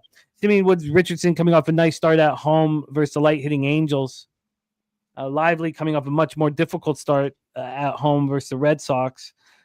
Both teams are hitting righties almost at the identical numbers, and both teams' bullpens are quite good. Guardians being a little disappointing. Twins has been better than expected. Bobano, it's great having you here on a Thursday, my friend. Twinkies, Guardians, take it away. I've purposely stayed away from betting this series. I don't like these teams. I don't trust either of these teams. I bet them to hit. They don't. I bet them to pitch. They don't. You know, these are just the two teams that have been aggravating for me this year. So I'm passing on this game. I would give a light lean to the Guardians, but nothing I'm going to get involved with officially. It's interesting that the note from Troy was Guards money line, fade the line movement. I'll be back for the top spot on the board, Ragers A's. I mean, that's just a fascinating thing to say with this huge line movement. Now you throw in the potential of a rain delay, too. I don't like getting involved in games where there could be a rain delay. Yeah, and a friend that you trust implicitly telling you to fade a 21-cent line move. That's wild. I'm certainly not going to back the Twins with you fellas because I do think the lefties are far more dangerous in a Guardians uniform than the ones in a Twins uniform. And if they're the ones who are going to dictate the game, I would want the Guardians. Jose, take it away. Yeah, I fall into the traps all the time. I'll do it here again. Twins money line for me, minus 121. You mentioned the line movement and the percentages here, but I'll do it again. 50% of the bets on the Twins, 56% of the money on the Guardians there. So pretty split, and the line moving pretty briskly in their directions. Fascinating. 51% of the tickets on the under, 68% of the bet on the over, of the money on the over. So that's another very heavily bet over today that I don't know. I'm not very interested in betting the over in this game. I'll just take the Twins, and if the line movement's wrong, whatever. But I bet it in the Cardinals game because of that line movement. I don't see why I wouldn't here. I know the total's a little higher, but yeah, Twins for me, minus 123. Huh. Wow. I think the only way I can get myself involved is to expect both of these pitchers to have a somewhat of a difficult time and to take the first 5 over because I think these bullpens are dangerous. And I've got to make the decision here in 12 minutes, and I expect that to be the decision that's made. But we only have a couple more minutes with the great Ian Cameron, star of the Ice Guys, 2 p.m. today. In an hour and 2 minutes, catch Ian Cameron's NHL looks for this spectacular Thursday night round 1 playoff card. I can't remember ever being this excited about a slate of hockey games in my life. Bobano, by the way, I moved on to Oilers to win the series 4-2 after they were down 2-0 plus 900 for a unit and a half. Wow. It's just I couldn't be more. I also have them to win 4-3 at plus 600 flat. And I'm just so excited. These games are so phenomenal. I'm so pumped up about them. So check out the Ice Guys, Ian Cameron, 2 p.m. today. No NBA OG show, but Monday, Tuesday, Wednesday, Friday, you can catch that on Ski Profit YouTube channel. And hitting the books, they moved on to baseball. Those baseball breakdowns take place at 5 p.m. Eastern. When there's night games, there's not enough this evening. Yeah. And support him on X at Bobano Bets. Ian Cameron, my friend, any last words for the Cappers supporting the show? I'm going to start doing this, and I'm going to do this before I leave. There's my favorite bets on the MLB card, because I know I'm only on for 1 hour each week, and we're not going to get to every game with me. That's allowed. That's everybody. We were going to do that. So none of these games I've given you so far are my favorite looks. They're all tonight. We have 2 overs, and we have a side that we like tonight on the card. Nats Phillies over 9.5. I think it's my favorite bet on the entire board. Lord, to me, is not very good for the Nats. You've seen this series. There's been some runs scored. Phillies lineup starting to get back underway, get going again. Taijuan Walker's become Fade City again for me. Finally starting to look like the Taijuan Walker I was expecting. So I'm on over 9.5 at minus 114 with Nationals Phillies. We can pop that in as an official play. Red Sox Blue Jays over 8.5. Tanner Houck has gone south. This is someone I've been going against repeatedly this year. And we saw obviously a ton of runs last night. It's always a little leery to bet an over after a ton of runs the night before, but I don't trust Houck. Barrios, I think, hittable. In this ballpark in particular, he can give up home runs, and we're starting to see some of that power come back for the Red Sox here with Willie Abreu, and Devers is starting to swing the bat better now lately as well. So total reasonable there, 8.5, minus 110. Red Sox, Blue Jays over. And then the side that I like in the late night hours is the Detroit Tigers over the Angels. I don't like the way Kikuchi's going. He's not been in great form for the Angels. The Angels are struggling as a team. Casey Mize has been excellent the last few starts. He's been excellent for Detroit. I think the price is very reasonable here on Detroit. So Tigers money line minus 124. Minus 124. Very quickly, what is the line on the Boston Toronto over 8.5? Minus 110. Oh, great stuff. Nationals, Phillies over 9.5, minus 114. Boston, Toronto over 8.5, minus 110. Tigers, money line, minus 124 for Bobano additions that will be part of his record. Bobano, thank you for joining us. It means a ton to us. Any last words for the Cappers supporting the show? Let's have a great night. And looking forward to being back next Thursday. It's a great hockey night. I implore you. Not only check the Ice Guys show 2 p.m. Eastern for my thoughts on this incredible night that we've got. 4 Game 6 elimination games in the Stanley Cup playoffs tonight. So check out the Ice Guys show with me, Alex B. Smith, and Matt Robinson at 2 p.m. Eastern time. And make sure, if you're not a Patreon Ice Guys member for just $10 per month, make sure you get on board before tonight's betcast. Patreon exclusive live betcast. We'll be watching and live betting all 4 playoff games tonight, 7 p.m. Eastern. We cannot wait. This is actually one of the most excited I've been for a betcast because of the fact we got 4 elimination games, huge stakes for all these teams, such pressure on certain teams like LA, like Toronto. How do they respond to it? So very much looking forward to that Stanley Cup playoffs live betcast tonight for the Ice Guys as well. So looking forward to a great day. Thanks to everyone for tuning in and supporting the show, supporting the channel. Hit the like button. Shout out to everyone in the chat. Good luck with your bets. Jose, good to see you. Good luck. Jimmy, good to see you. Good luck. And we'll see you again next week. Great to see you, Bobano, my friend there. He goes, okay, Jose, I'm going to move on the first 5 over in Minnesota, Cleveland. And I'm going to move on the full game over in Kansas City, Tampa Bay. I'm not an over better. This will be my 3rd over here. So I'm going to get these. I would have done this my first one too. So I'm going to get these locked in. While I'm doing that, can you please introduce our next guest? Handling the baton from Mr. Ian Cameron. Please introduce our next guest, my friend. Sure. You'll see him a lot more on Sundays coming up very soon. He's got a ladle, and he loves to use it to find the winners. It's one Spoons Bets joining the program. Spoons, it's nice to see you. How goes it? It goes really well. Good afternoon, Jose, Jimmy. It was great to see Bobano on screen. Some great bets given out there. I'm with you guys on this Rays Royals over. I know it seems a little tough to get there after watching some of these offensive outputs from this Royals team, but I really think this park's going to be just Dr. Jekyll, Mr. Hyde all season. And I think this is a great opportunity to take advantage of what the public's seen the last couple of days. I think we're on the right side of it, but you're either sharp or dumb as a bag of rocks. We'll find out. Did you have any other bets early in the slate here? Yeah, so I'm on the opposite side of Jimmy here in this Reds Cardinals game. I like Andrew Abbott a lot. I think he's a good pitcher. I can look past that Colorado start. I see a lot of positives out of it, and I don't know. Libator is not a guy for me that I ever want to try to back. I think he's pitched above his head at this point in the season. And, after losing 2 games like what Cincinnati did yesterday, just completely out of both of them, I look at Terry Francona, just a leader among men. And you got to get your guys to come up for one of these games. And after losing 2 games like that, and you get Andrew Abbott on the mound, I think the -110 was a good price for it. I like it a lot. Anything else in there? Did you have the Cubs?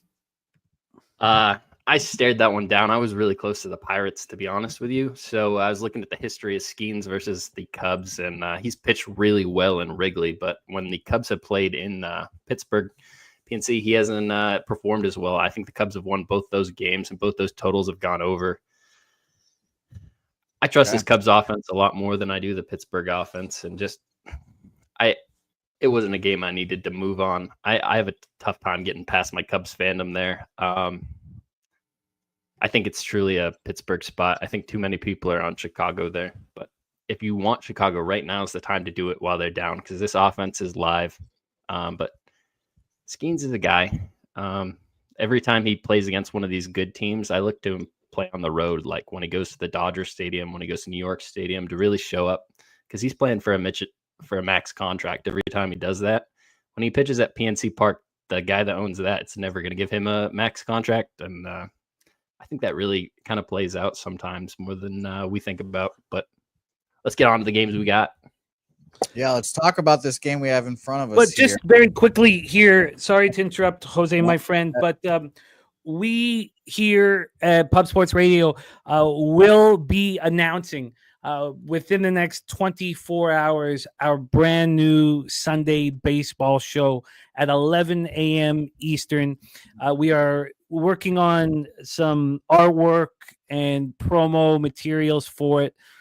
We were hoping to have it ready for today. We're mulling a couple different name options, but it is starring Morgan Spooner and Wine Time Sports. So the Spoon Dog and Wine Time Sports every Sunday morning at 11 a.m. Eastern.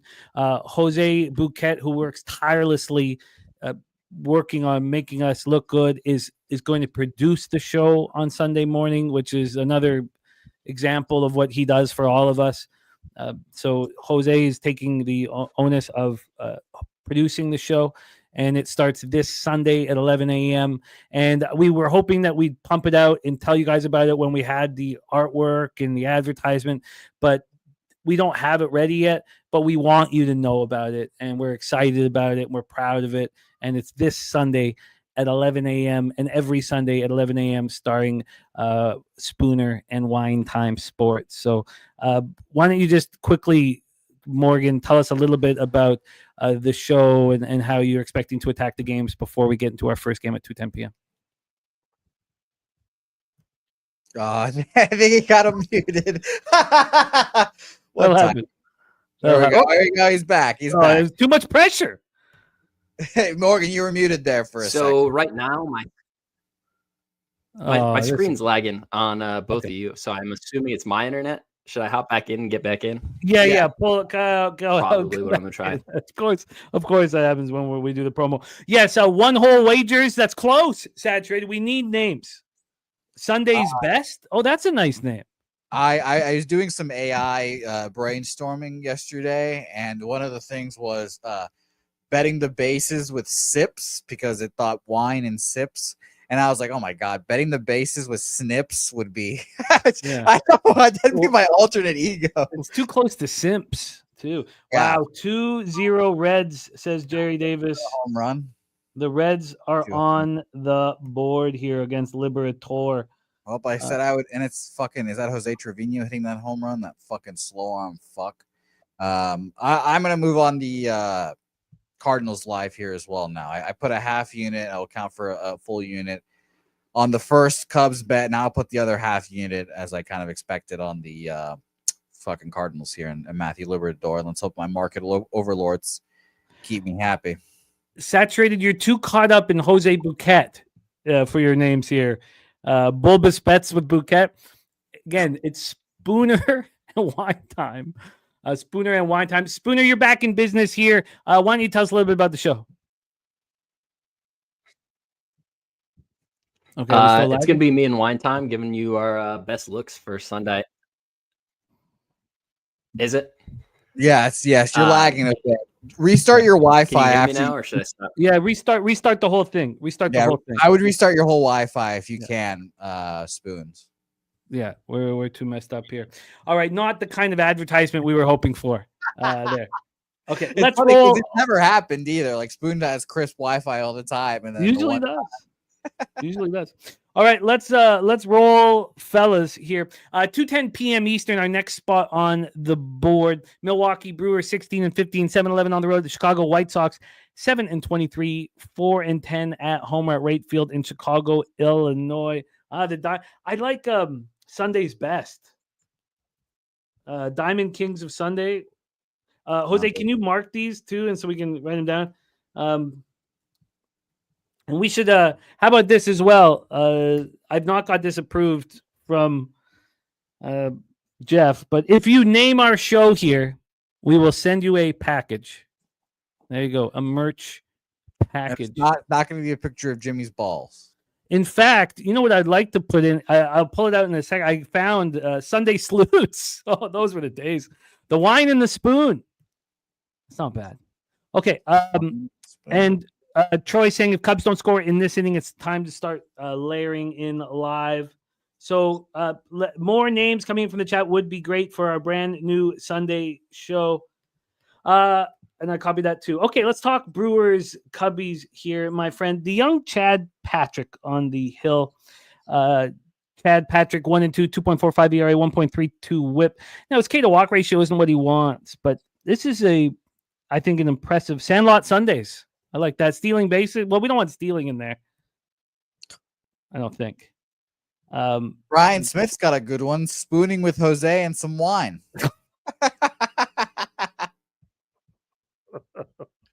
Not bad, Brian. We'll consider that one. Okay. Chad Patrick has been taking out lefties with no problem. It's the righties that have been getting to the young Chad Patrick. I don't know if that flows off the. I guess I got to watch what I say there. Let's talk about Chad Patrick and his inability. It's not horrible, but righties are hitting him pretty hard. 275, 857 OPS. So let's talk about the righties that he will be facing. Luis Robert. Caro will hit from the right side. Vaughn, Vargas, Baldwin, Sosa. The only player out there who will be hitting from the left side is Benintendi. And Sean Burke has been getting hit by righties as well. Turang is a lefty. Freeland a lefty. Bauer's a lefty. It's interesting that 3 of your first 5 batters. Now, lefties can get to Burke too with some power, but righties are hitting 313, 931 OPS against them. Both bullpens have looked at times average and at times below average. They've not looked good at any point this year. Sean Burke coming off a 6-5 loss at the A's. 5 1/3, 5 hits, 4 runs, 3 of which were earned here. So let's pull up the line history. Another good one. 2 men and a baby. Who's the baby, Nate? And who's the men? 2 men and the baby. You don't know that movie? No. Oh. No, I did not, unfortunately. It was actually pretty good. This is when I was young. Spoon Time is not a bad one. It was the beginning of the Talking Babies, man. That's when Talking Babies. Great commercial.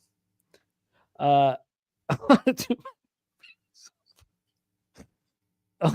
So we have light rain throughout this contest. Do they think this White Sox game goes? Let me tell you right Raining now. all day, all night. Let me tell you right now. Roto does not have it unread. 37% on Roto, but who's to say? Let's hear if we're back in business. Spooner, talk to us. Is that any better? I Yes, reset my router. That's Yeah, better. Spooner, let's talk about the show after we break down this Brewers White Sox spot at Rate Field. It's going to be drizzle throughout. The wind is blowing heavy right to left here. Line history wise, and we'll get Jose starting with this one. Spooner will start with the next one.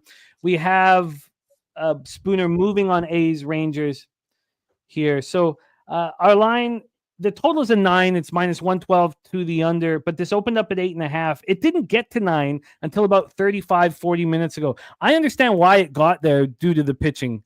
Although Chad Patrick is capable of being good, and Sean Burke is more than capable of being good. I wonder if this is an AM spot too. I saw his tweet earlier today. I should check. Milwaukee opening up minus 169. We've had a huge move towards the White Sox to plus 139. Jose, does that tell you that Sean Burke is going to pitch well or that Chad Patrick is vulnerable? Take it away.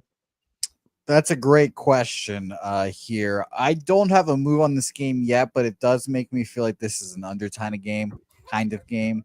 If I'm going to be honest, it does seem like a Chad or sure a Sean Burke pitch as well spot. I do like both of these pitchers. Both these guys tabbed for me as guys to back this year.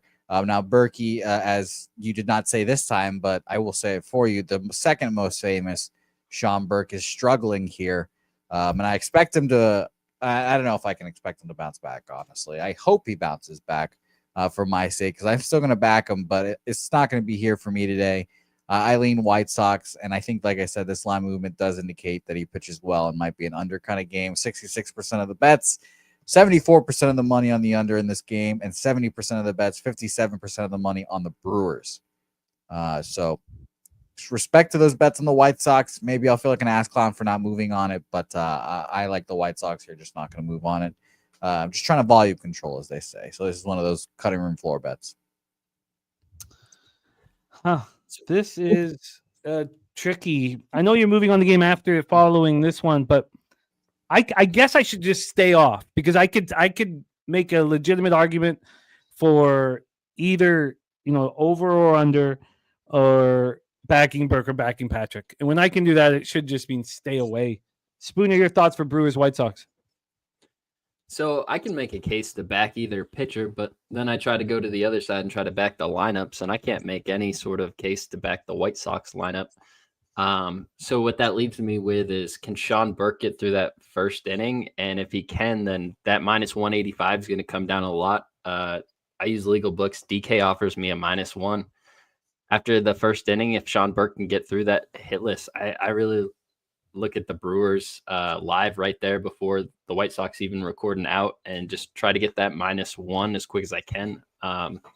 That's something I'm probably going to be looking at here in the next hour or so, but pre-flop, I'm not going to move anything on this game. I haven't. I like the Brewers. I believe Chad Patrick's going to be a pitcher that's going to be in this league for a long time. Sean Burke as well, but White Sox organization is just a tough place to come into. It's like getting drafted by the Browns. Double play for Skeens. God damn it. I hear what you are saying on this one here. I'm 3 outs away from cashing for 3 under.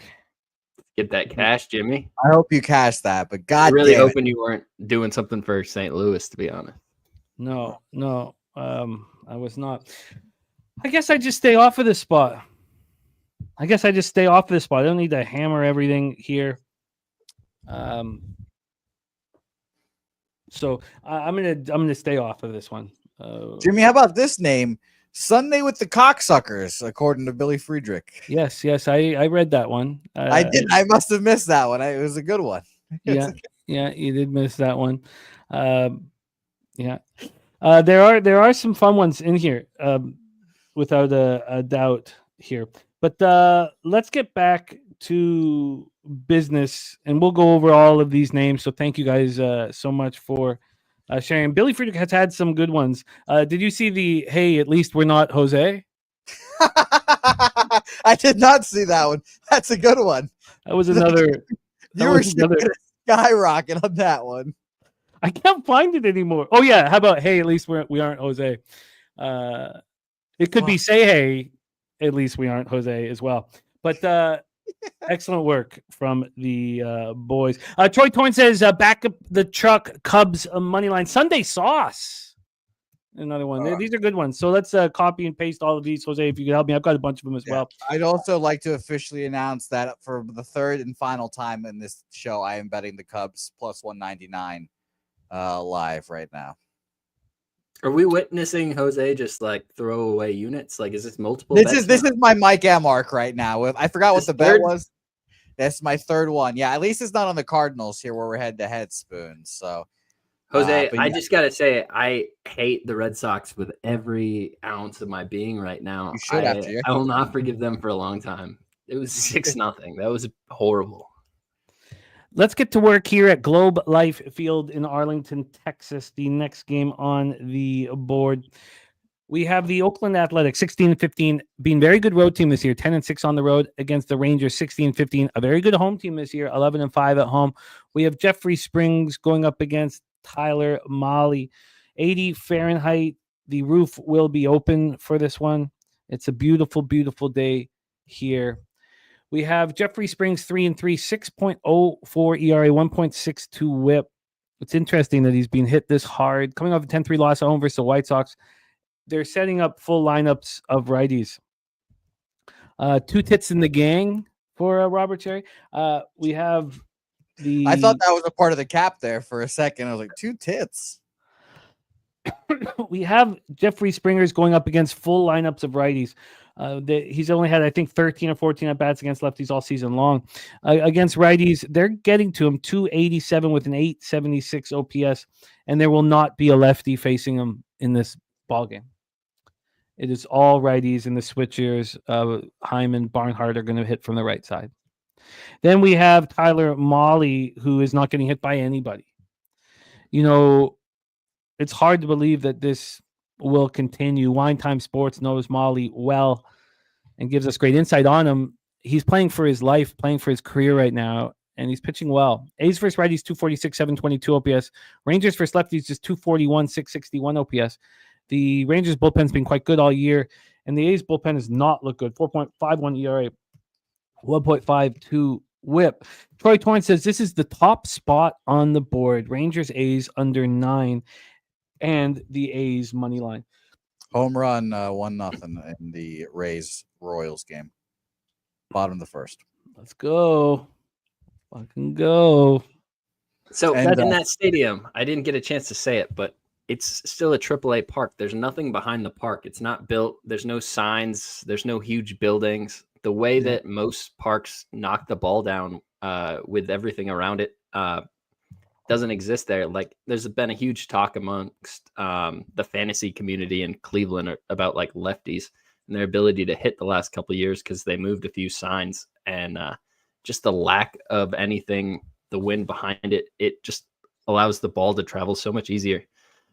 The park itself is not conducive to scoring a lot of runs, but once the ball gets in the air, that's the thing. And that's what we mentioned. The ground ball pitchers aren't great for it, but I think this is there's no Kansas City bullpen. Tampa Bay's bullpen is just not that great outside of the top 2 or 3 guys. I think there's a lot of opportunity there today still.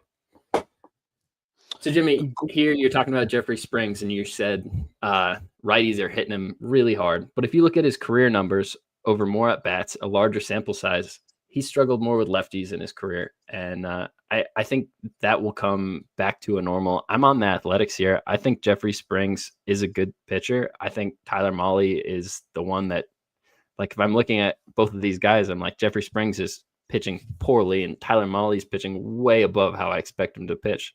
I get the Rangers' home environment's been really conducive to pitchers' numbers, but here you got 2 lineups and 2 pitchers. I think you can see some runs on the board here. There's a lot of ways the Athletics can score against Tyler Mahle, and I don't trust this Rangers lineup. I see a lot of money coming in on the Athletics, but the tickets are still on Texas's side. It's another thing that makes you feel a lot better. Also, just having Troy Torrance in there. Everything's starting to come together for the Athletics. I already bet it, but I'm liking it more and more everything I look at. 2-0 Pirates, by the way. So I'm in trouble for that first 3 under. St. Louis is on the board. Yeah, 2-1 there. So we have a A's bet for Spooner. And what was the line that you got? I got plus 120. Plus 120. Huh, it's interesting. I mean, if we believed, so one thing that I've tried not to do, Spooner, you can tell me if this is right or wrong, is, and I used to do it a lot earlier in my career, is I stopped looking at, how much a pitch, what were his splits the year before, the year before that, because, and this was something that I've been thinking about over the last few weeks a lot, because it seems like pitchers are sort of trying to reinvent themselves and change certain things, change their arm angles and change ways that they approach batters. And when I was thinking about that too much, I was like, maybe I shouldn't get caught up in what's happening last year, the year before. And don't you feel like the experts in Major League Baseball are certainly feeling that way when they're loading up the entire lineups? He's seen 14 left-handed bats this year, Spooner. 14. I see what you're saying. Springs is not new to this game. So the more things change, the more things stay the same. I think this is just, you're looking at a small sample size. As the season goes on, I think we see today he dominates the Rangers lineup, and the next lineup has 3 lefties in it because they're like, oh, that didn't work that well. Let's try to do traditionally what works well for us.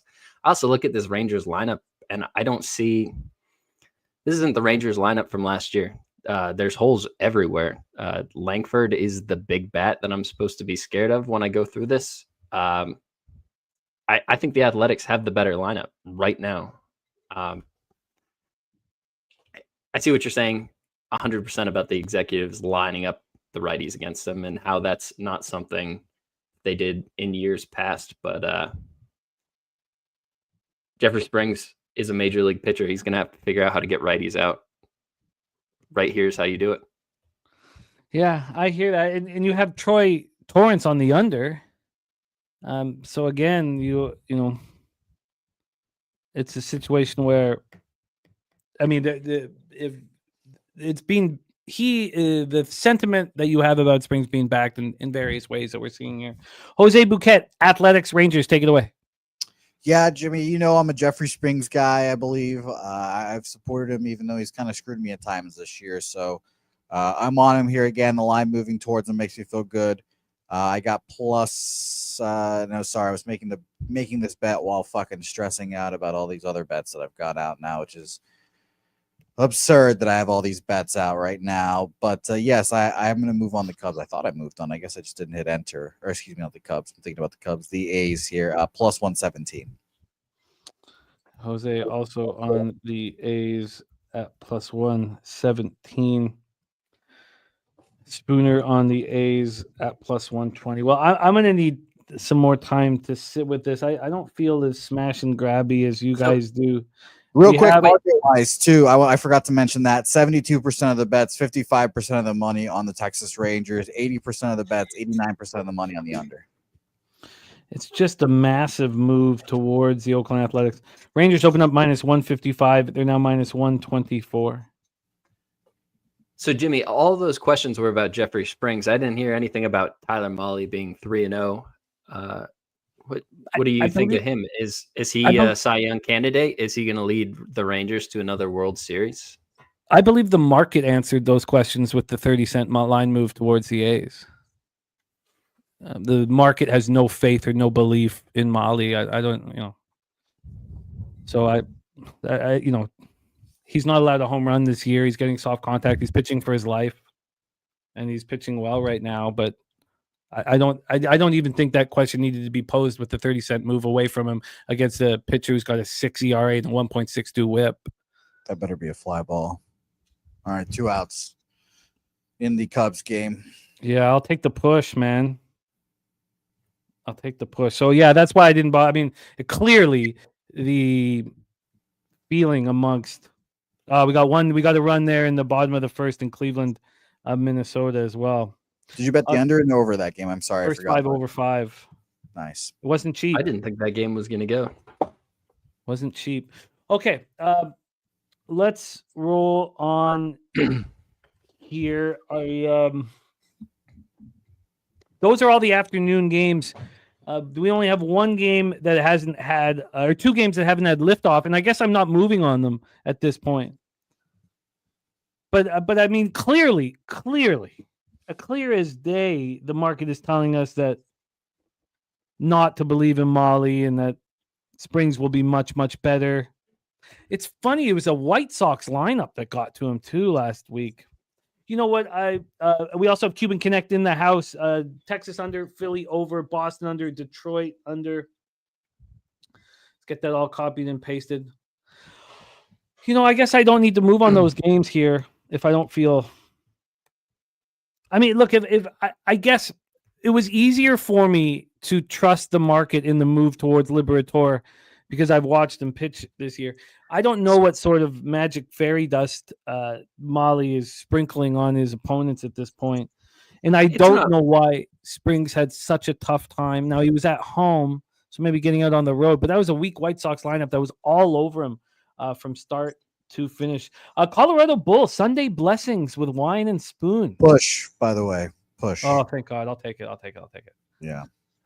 Sunday, I wish I would get that live bet. Sorry, go ahead. Sunday blessings with wine and spoons is pretty good. Maybe some church folks will accidentally walk into the show on YouTube looking for like a Sunday service, and they'll be like, "What is this?" And then click onto it. I like that. I like what Colorado Bulls are. Nice to see Colorado Bull back in business here. Timo says, "Go to the corner of Jane and Finch." Jesus, I'm not far from there. We go through there all the time. Jane and Finch actually not that scary anymore. So also looking at Springs' career numbers here, Jimmy, he's got 253.1 innings pitched versus righties to just 88 innings versus lefties. This is nothing new where teams are trying to load up righties against him. It's just becoming a little bit more extreme. I think this is one of those things people just over making just a small number. Like if we stretch this out over the whole season, I don't think this is going to be as extreme as it is right now. These small number sample sizes are not accurate. You see extremes in the small numbers. Like that's one of the big things in the Undoing Project. There's an entire chapter about like the hospitals have the biggest variances that are in the small numbers, and the giant hospitals have the least amount of variance because there's so many more cases there. Yeah, no, everything you're saying is being backed up by this market move. So I think that I mean, Jose, and Jose's moved on the A's too. So I mean, By the way, Tane play today is in under 8.5 in Milwaukee, Chicago White Sox. So shout out to Tane.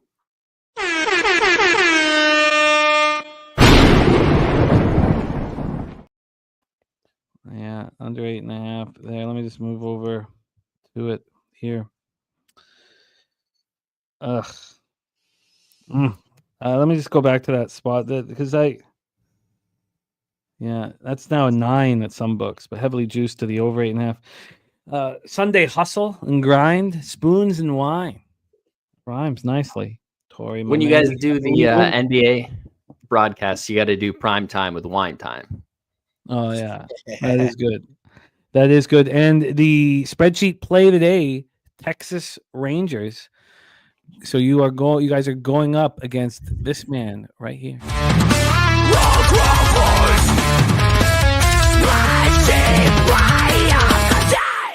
Rally time with spoons and wine time. That's really good. They're great work, you guys. Great work. We have Dabby Cab moving on. Bryson Scott over 1.5 total bases here as well. Dabra Cadabra. Skunt Blaster, Clippers money line, Oilers money line, parlay at plus 125. All right, let's roll on here to our next spot on the board, and we head into night action. We have 6:45 p.m. Eastern. Washington Nationals 13-18, 4-11 on the road at the Philadelphia Phillies 17-13, 11-4 at home. We're at Citizens Bank Park in Philadelphia, Pennsylvania. We have Brad Lord going up against Taiwan Walker. I'm waiting for Taiwan to fall apart, and he's not done that. And I don't see why that would happen, on the road either. So I think I should just let go of this expectation of Taiwan Walker being extremely vulnerable just for a little bit here. We have Brad Lord pitching unheralded prospect, 18th round pick in 2022, who certainly earned this opportunity.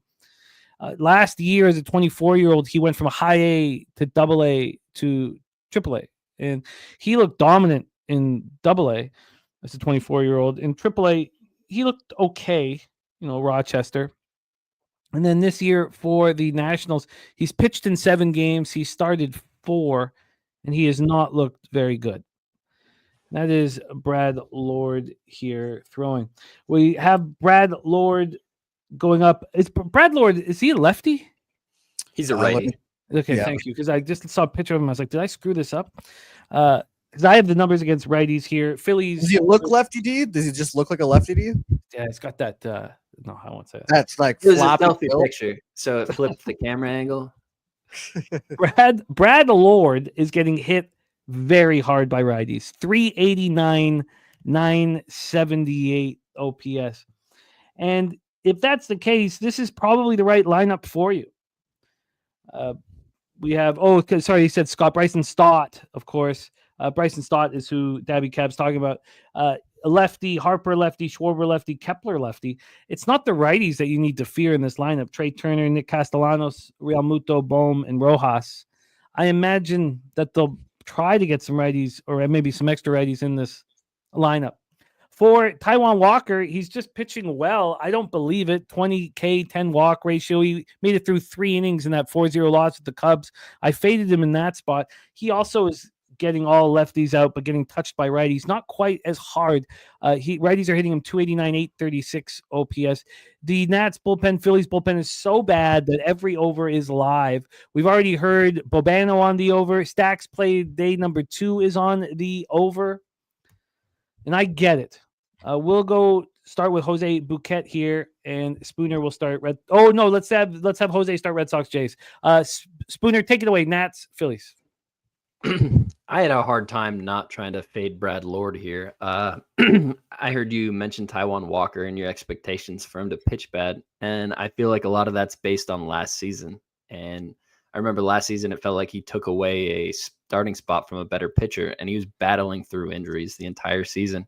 And if you listen to some of the quotes and stuff in the off seasons from the Phillies training staff, I think Taiwan Walker's in a much better place this season. I think that's reflected in his ERA and ability to pitch. So I want to try to find ways to back him. I think Brad Lord, like you said, the numbers are terrible against righties, but when you put Harper and Schwarber in there, I feel like that OPS is probably going to bump up after today when you see the splits tomorrow. I think this is a Phillies spot all the way through. Again, a live bet kind of opportunity. I don't want to pay the money to back a minus 185, and I don't want to lay a minus 1.5. I could only be on the Phillies here, but I haven't moved on it pregame. 73 Fahrenheit at first pitch, feels like 67. 8 miles per hour to left field, dies down to 7.2. This total that both Justin and Bobano are on has moved to 10. When it opened up, it was juiced to the under at 9.5. That didn't last very long. The 10 now is juiced to the under, though. When we get to the money line here for this one, the Philadelphia Phillies are minus 164. They opened up at minus 171, so we've had a slight move towards Brad Lord. Take it away here for us, Nationals, Phillies. Yeah, I don't have much to say about this one. It's a stay-off game for me. 61% of the bets on the over, 59% of the money on the under. Weird. Line moving towards the Nationals with 86% of the bets and 80% of the money on the Phillies. Weird. So I'll stay off. I lean Nationals, though. And if maybe these guys can find a way to throw 1-2 innings of shutout ball, you can live bet and over. But no action here for me. AM says Nationals Phillies under 9.5. Totals too high. It's a very interesting look on the under here. because we've got Cappers, Cupid Connect loving the over in this one. And we got 2 runners on in Minnesota, Cleveland, second Yeah, and third watching full count now. with none out. That could be extremely helpful. The Reds game is now in a delay. Reds game is now in a delay. Dude, how about we just call that evens? I'm on the Cardinals. You're up 1. How about they just cancel that game? We can call it even. Nasty Nate. After 2 men and a baby, 2.5 men. Pulling out all the stops here, Nate. Charlie Okay. This is a type of situation where everything would be pointing me to an over. It's interesting to hear AM on the other side. You have 2 bullpens that are trash. Bullpen for the Nats, 7.41 ERA, 1.77 whip. You have Taijuan Walker, a pitcher I don't really trust, but he's at home here. And I think that Spooner made some very relevant points about his health this year in comparison to last year when he did seem broken. And then Brad Lord, I don't know how he made this lineup. He's not showing me a reason why he should be pitching in Major League Baseball. The wind is also blowing out. And they're blowing out, but then the market move towards the Nats is a twist that I wasn't expecting. So I've got lots more to think about that one. We have 3 games left in Major League Baseball, and we have 20 minutes with Morgan Spooner. So let's keep moving forward, and I will keep working on that Nats Phillies game. Let's roll Sunday morning stretch. It feels like a little bit like horses, but I know why you think. I got a text saying the Sunday spread, and I was going to say it feels a little bit too football-y. See, I was thinking it's very sexual. Boston Red Sox 17-15, 9-9 on the road. Toronto Blue Jays 14-16, 9-6 at home. Rogers Center in Toronto, Ontario. We have Tanner Houck going up against Jose Barrios, and we've already heard from Bobano that he is on the over 8.5 on this one. Barrios has, I don't know what the hell he's going to do when he goes on the hill this year. I found that he was a pitcher who could be very predictable in years past. You could tell right away with his movement whether he was going to have a good start. Him and Cookie Carrasco got me right in the drink hole when they put up zeros through 5 innings in that last start at Yankee Stadium. Now, I was fortunate. I was on the Jays first 3 and first 5, which pushed, but I lost the first 3 over and the first 5 over.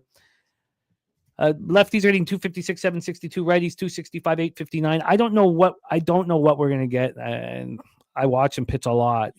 I don't know what Red Sox are a dangerous lineup. 251, 763 OPS versus righties. The Jays right lineup is meek.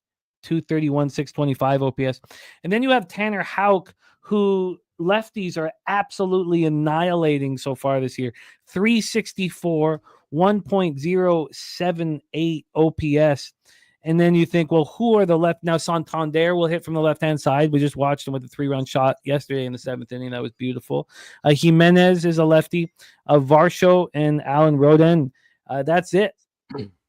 That's it. Bichette, Vladdy are righties. Springer, Kirk, Clement, righties. JW backing the Blue Jays -108. Still very cold up here, so the roof will not be open. Let's touch on the line history. God, they didn't get a single run in Minnesota, Cleveland? No, they didn't. For fuck's sakes, man. 2 guys on second and third with no out. Huh. I wonder if there's okay. Well, let me. So next up, here, let's go over the line history. We have the Toronto Blue Jays -101. They opened up at -113. So we've had a real legit move towards the Boston Red Sox from a total scenario here. And Jose, if you could touch on each, go over each pitcher's history against the opponent, because we've seen a lot of Houck and they've seen a lot of Barrios. We have a total of 8.5 -113 to the over. This opened up at 8. And it lasted for 1 minute.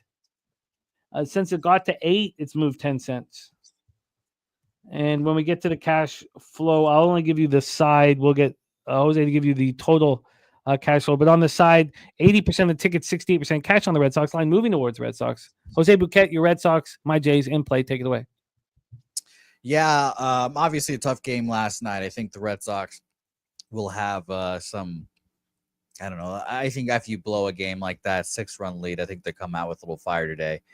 And I do want to lean and bet them here. Barrios, his last 4 starts undefeated against the Red Sox, 7 innings, 4 hits. Good news, Jose. You are on the board in the Chicago Cubs game. 2-1. You just had a home run for the Cubbies. Thank the fucking Lord.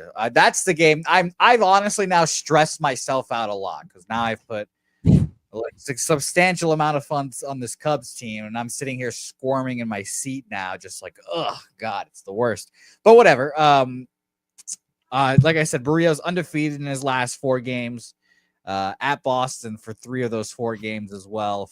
7 innings, 4 hits, 1 earned run, 7 2/3, 3 runs, 2 of them earned, 7 shutout, 5 2/3, 6 hits, 3 earned run.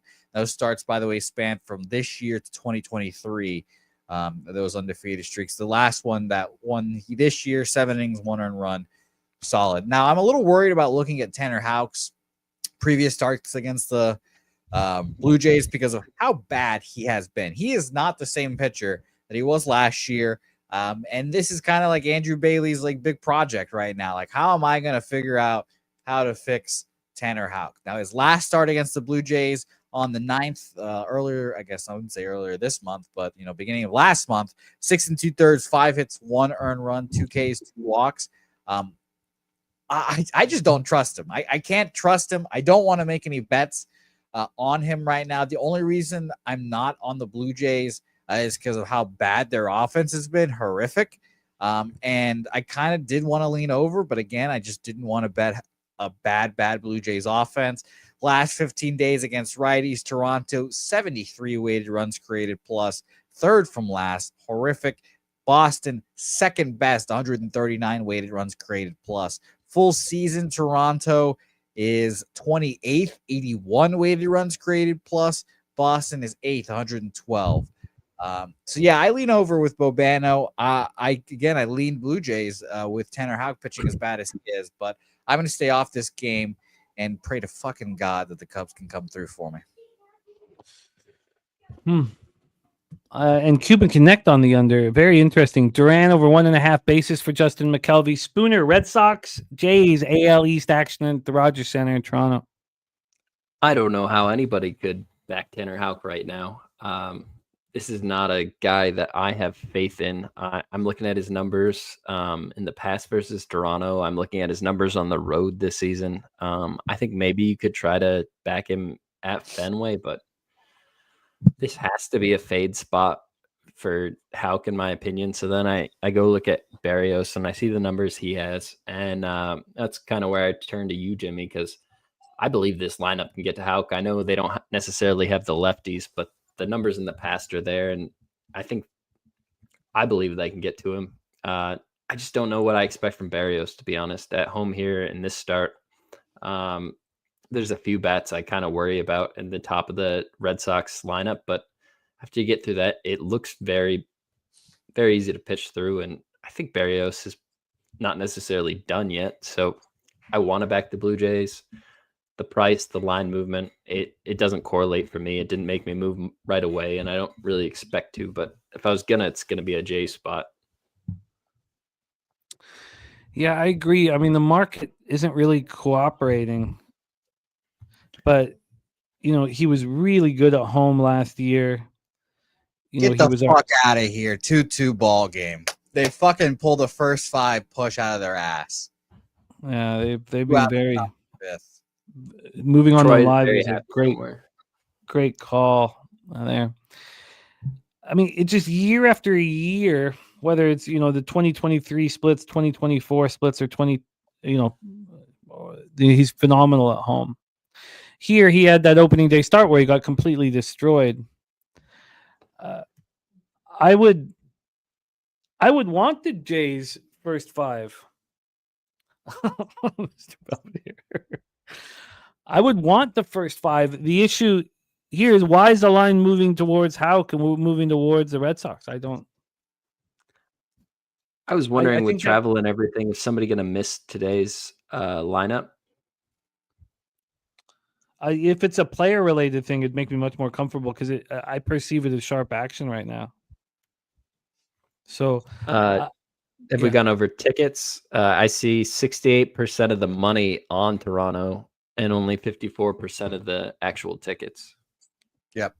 And 59% of the bets on the under, 54% of the money on the over. Yeah, I'm gonna have to stay.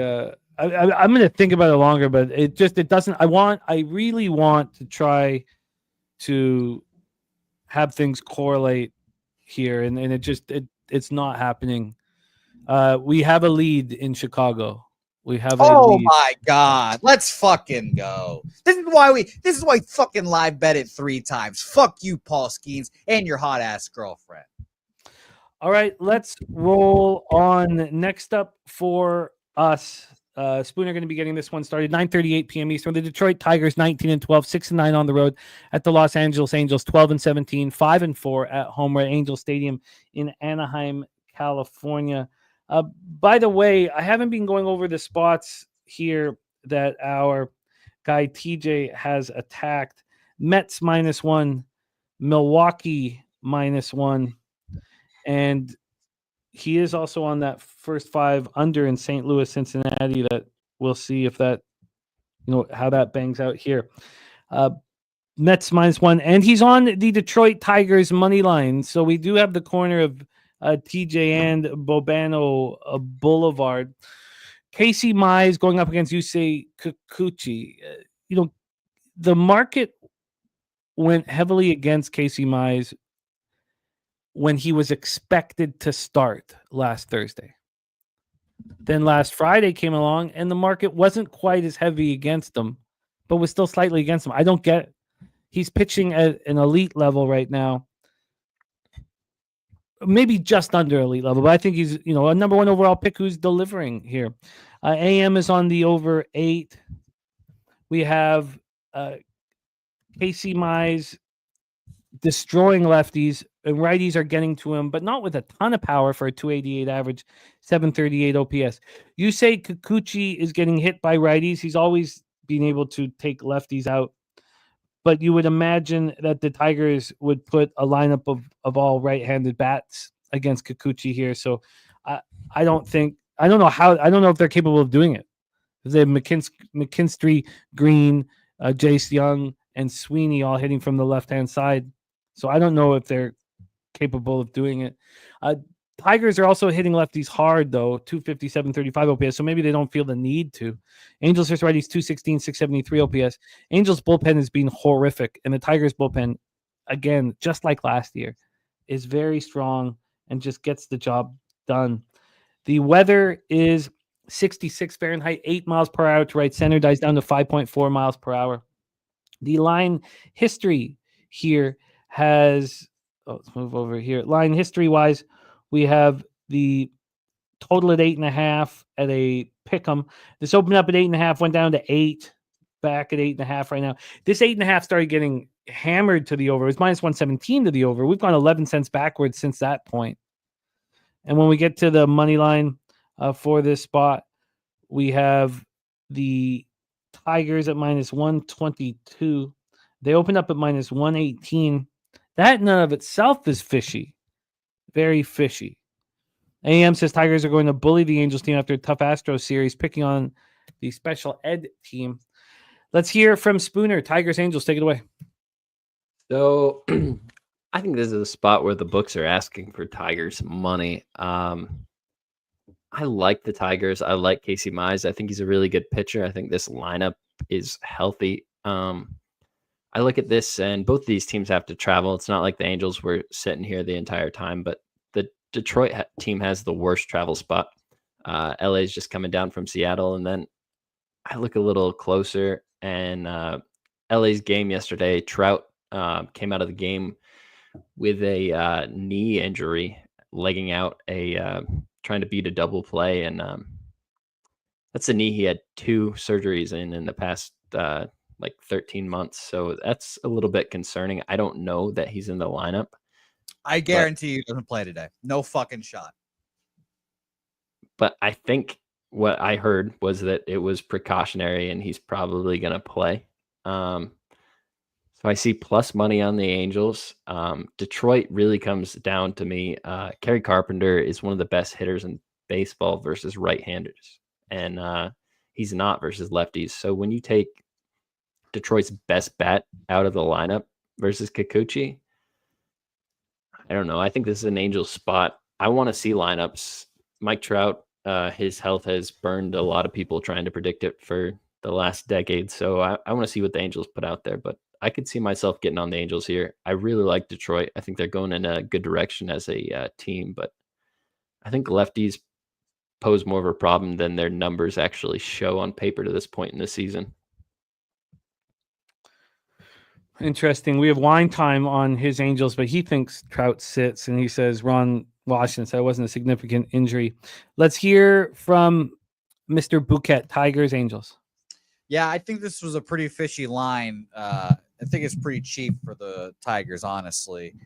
So I could only bet Angels here, but I'm not going to bet it with who I know not Mike Trout's not playing today. There'd be malpractice for Mike Trout to play today. But yeah, I thought this was just a shockingly cheap line for the Tigers. So I could only stay off here. Market in this game, we've got 68% of the bets, 67% of the money on the Tigers here, 72% of the bets, 88% of the money on the under in this game. All right, let's talk about the final spot on the board. Oracle Park in San Francisco, California. Verlander going up against another vet and Kyle Freeland. We just had Verlander going up against a vet, Eovaldi, and I cashed that first 3 under 2 at plus money very easily. Verlander is finding his rhythm and should be backed here at home. Kodai Senga just struck out Pavin Smith with the bases loaded. So it's still zip in Arizona, New York. So here, oh God, you know what? It wasn't last year. That's the issue. Is 2 years. I've watched Kyle Freeland look phenomenal in this park. I've watched him go up against Logan Webb and, both starters go into the 9th inning, not allowing a run. This is a great park for him. Lefties, he's, shutting completely down. Righties are the issue, of course, with Freeland, as it always has been. And there are a lot of right-handed bats. The expectation is the only righty will be Young-Hoo Lee, who even could get a chance to rest. And it could be a full lineup, of right-handed bats against Kyle Freeland. But he does pitch very well here. AM is on the over 7.5 in this one. Let's take a look at the weather. I don't care much about it. 10 miles per hour out to left center, deepest part of the ballpark. Well, I guess right center is the deepest, but it swirls. So 10 miles an hour goes down to 8. It is a little chilly. When we get to the line history here, we have Verlander and the Giants at minus 247. I think that's very telling. He opened up at minus 220. And then when we get to the total here for this one, we have a 7 now. So it's dropped from 7.5. We have a 7, a flat 7. It's minus 120 to the over. Here we go. Jose Bouquet, our last game on the MLB board. Take it away. Yeah, it's going to be a stay-off game for me. It's sad because last year the White Sox were obviously the horrible team, one of the worst in baseball history. Rockies are right there on that path as well now. And they're trying to be the exception of the rule for the minus 300 fades here. So I'm off. I don't want to back the Rockies unless it's a minus 300 fade situation or unless the market's really, really saying bet the Rockies here. So no action here for me. Spooner, your thoughts on this one? Yeah, this is a tough one. Justin Verlander hasn't given me any reason to want to back him this year, but the San Francisco Park is a place where you can get away with a lot of bad pitches, and I think Kyle Freeland will really enjoy that. He's a guy that's got to deal with Colorado's park all the time. He has for his entire career. I don't necessarily fear the Giants that much against lefties, but this Giants team has outperformed my expectations for them the entire season. I lean the over, even though you can expect some of this ballpark to contain it. I don't think either of these teams. Wow. So I'm looking at projected lineups here, Jimmy. Do you expect San Francisco to be able to touch Kyle Freeland at all? I mean, with ticky-tack hits, I think he's going to have a real tough time. They're going to have a tough time going yard on him. He always pitches well here, but they'll have at least 8 righties in that lineup against them. But I've watched them load the lineup with righties and do nothing. AM mentioned the market and the total. It's pretty crazy. 58% of the bets on the under, 90% of the money on the over. So that's fascinating. 80% of the bets on the Giants, 65% of the money on the Giants. So that's the biggest split we've had so far this year. 58% of the bets under, but 90% of the money on the over. So I could only bet over in this game too. I guess I just lean Rockies here. The +1.5 Rockies is the closest thing I'd get to backing. There's enough working in different ways here. I don't need to move on it. Maybe when lineups come out, if something changes throughout the course of the day, I'll change my mind on that. But I like Kyle Freeland. I don't have to get in the way of him. I think Verlander's not a guy I necessarily trust at this point that much. I lean that Rockies +1.5. I think there's a lot of value there. The home team, the Giants, can still win this game, and we cash the bet. But we'll see where we go. Yeah, I just cash with it, and I don't. And I've got a vividness bias of watching Freeland at Oracle just shut down the Giants. But the first 3 under 2, I'm the opposite of you, Spooner, with Verlander. I wanted to fade him nonstop starting out. And I started watching. I actually watched him get right. Like I watched him get right. Now he's got to prove that on the road. But he looks in form right now at Oracle. Again, I wouldn't want him to see a lineup a third time, even if he's in form. But I think the first 3 under 2 for me. Let's review all action starting with the 2:10 p.m. games. And I can tell you right away that I've made 5 bets on today's card, which aren't looking very good to start. Oh, wait, but 1 push. So I guess I have 4 left. Double. 1 out double in Kansas City, Tampa Bay. They've had the traffic on the base pass all game. I wanted the first 5 over because I kind of respect both pens. So now we're getting to Kwan. We're turning the lineup over for the second time. So we're gonna have Kwan, we're gonna have Ramirez, we're gonna have the bats that are supposed to be able to attack. And a guy first already for the Guardians there, and Paul Skeens. Already out of the game, and 3 home runs, most home runs he's ever allowed in a start. Yeah, no, that's excellent work. So just as a review from the cappers in the chat, Twins money line. Oh, that's already gone. The Phillies over 9.5 is stacks there. We have Spooner going to go over his action for the late card, including the 2:10 games. We have Mr. Belvedere on the Tigers here. And then most of the action here was from early games. So as I'm going through all of this, we have Bobano's late action, that being the Nats Phillies over 9.5, Boston Toronto over 8.5. He's also on the Tigers. So Spooner, take it away. Your action. Yeah, so I started with the Reds money line. That game looks to be in rain delay, maybe possibly postponed. Hopefully for Bouquet. Rays and Royals over 8. We'll see where that one heads. And then I got Athletics money line +120. I really am going to look at this Milwaukee game. If they go down 1-2-3 in the first and Sean Burke looks sharp, I'm going to immediately bet Milwaukee in the bottom of the first before they have a chance. I'll take the -1 line there. Outside of that, I don't have a ton circled. I really want to find a way to get behind the Angels, but that lineup without Mike Trout, I can't do it. And I wonder what they do after they see him favoring his knee the day after that. So we'll see what happens. Those 3 I'm already locked in on. I feel pretty confident about, but think it's going to be a good day. I'm really looking forward to Sunday here, Jimmy.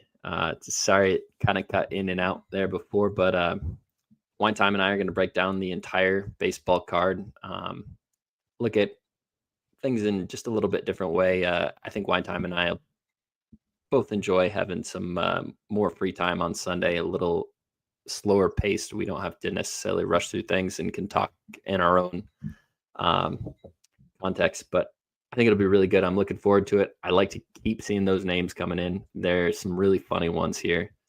The 2.5 Men really kind of gets me. Snips and Sips sounds like a really good show for Wine Time in Phuket, though.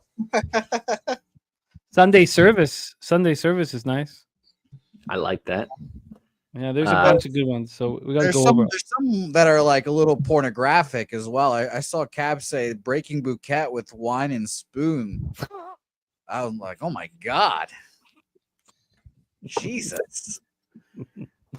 Well, we're all excited about the show, Spooner, my man. So thank you for all that you do for us, my friend. I'm going to pop Spooner's X handle in the chat. Please support our guy on X. Spooner, any last words for the Capper Sporting Show? Just good luck today. Remember, as always, bet responsibly. Enjoy it. Let's make a bunch of money. Have fun. There he is, Morgan Spooner in the house. Jose, I cannot wait to get into NBA and NHL. I mean, this is just you had your vegetables first. Sorry? You had your vegetables first. Now comes dessert. I'm pumped. I'm so pumped. It's so much fun. So, Jose, please review your action for games starting in 5 minutes and after. I have none. I have none. They're all in the. No, you have you have the Oakland A's at plus 117. Okay, thank you. I have the A's. I'm looking at my bets and I'm like, are there any right now? I bet the Minnesota Twins and I didn't even remember doing that just now, Jimmy. By the way, I have them on the Twins minus 123. I didn't even tweet it out. I was like, what the fuck? I didn't even realize I made this bet. But just the A's, yeah, A's plus 117. That's literally it. I will say 2 bets that I've made that aren't baseball related. Shout out to Joey Tadero. I parlayed his planted flag fighters Bolanos and Powell plus money there. So shout out to you. And for Tottenham Hotspur today, a huge matchup in the Europa League, Jimmy. Huge. This is their whole season. They need to make the Europa. They need to win the Europa League final. But this is the first game of 2 legs at home against the best team in Norway. Team total over 2.5 minus 120 for the Tottenham Hotspur. Glory, Tottenham Hotspur. But you guys know I'm sweating out this fucking Cubs triple up here. And I'm on the Cardinals. I doubled up on that one live as well over in the Royals game. And I have the Twins as well, I guess, and A's. So it should be a fun day. I like it. The only late game action I have right now, which I haven't bet yet, will be the first 302 in Colorado, San Francisco, and then I'll decide what else to do. Great job from Bobano, from Spooner, and from Jose Bouquet. There's your Major League Baseball card for Thursday, May 1st, and it's time to talk NBA playoffs. Jose, we will see you here very shortly. Camels. I need camel racing today. $50 on the line. By the way, Jimmy, how fucking pathetic did the fucking Lakers go out? How fucking pathetic did I cannot believe people thought that team was going to be good. Fucking pathetic bunch of yahoos with a first-year coach that doesn't know how to use his fucking bench, and they don't fucking trade for Mark Williams, and his ass is sitting at home fucking laughing at you guys for a bunch of being fucking yahoos. The fucking Lakers. What idiots. And there he is, Jose Bouquet. You know, the angle of the Warriors, not caring in Houston, but you know that and those guys and Julius Randle would love to take out the Lakers at crypto. Probably should have been hit a little harder. I know Wager Detective was on Minnesota, and that was a great look here. But this NBA season has gone very, very well. And I love these 2 basketball games. So let's get to work. Please welcome from Los Angeles, California, fresh off witnessing his team go up in flames. Maybe we need the Habs video reincarnated as a Lakers video. Please welcome our friend, Mr. Darryl Rice, to the program. Darryl, what's good, man? How are you?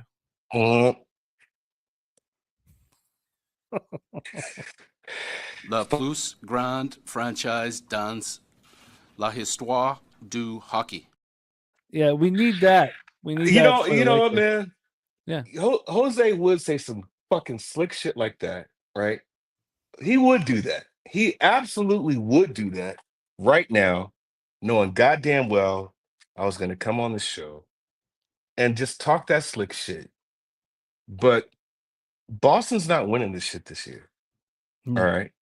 They're not winning this shit this year at all.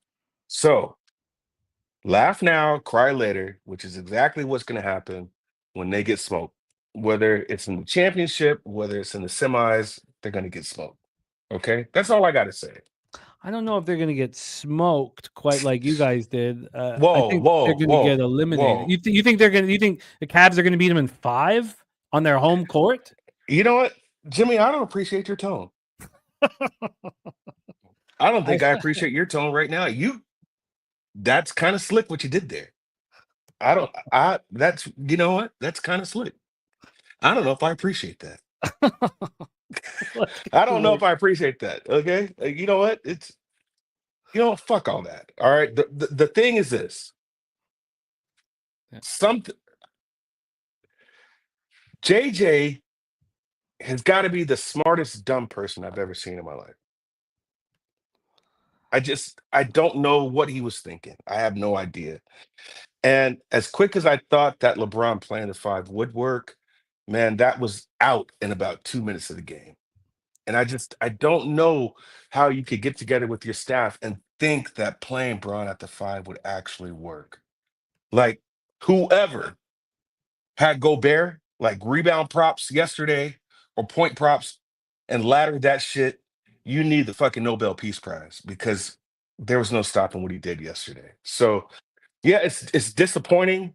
The Lakers, I think they were pretty much shot after Game 4.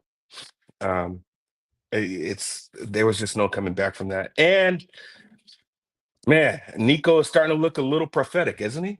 Like, what the fuck? No, Nico, there's nothing has changed. Nico was right about not giving Luka $345 million. He was right about trading him.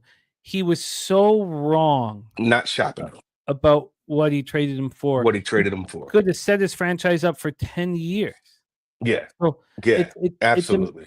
Nico's sitting back feeling like he's right when honestly, he'll go down in infamy for making one of the worst decisions in the history of pro sports while he was right. I mean, how ridiculous is that? I mean, what an imbecile and what a pompous dick for doing this all on him.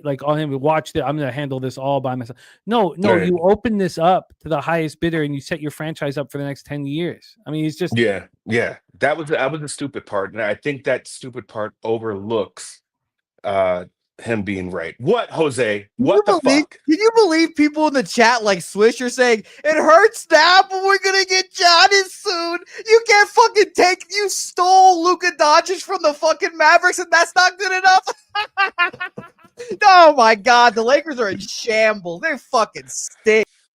All right. I hate Jose. I really do, bro. I hate that motherfucker so bad, bro. Well, let's get to work. Bad. Let's get to work. Okay. Before we get to work, one question for you. Yeah.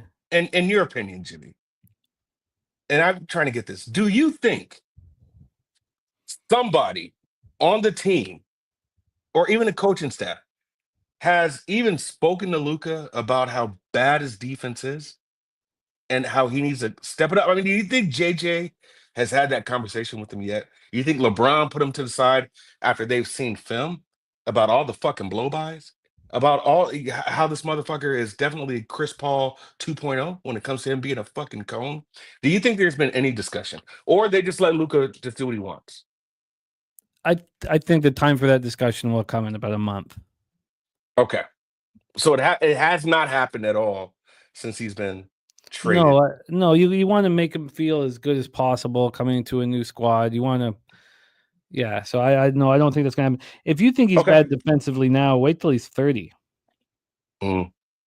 I mean, it's look. I still cannot get over that you can be right about something Mhm. and screw it up so badly.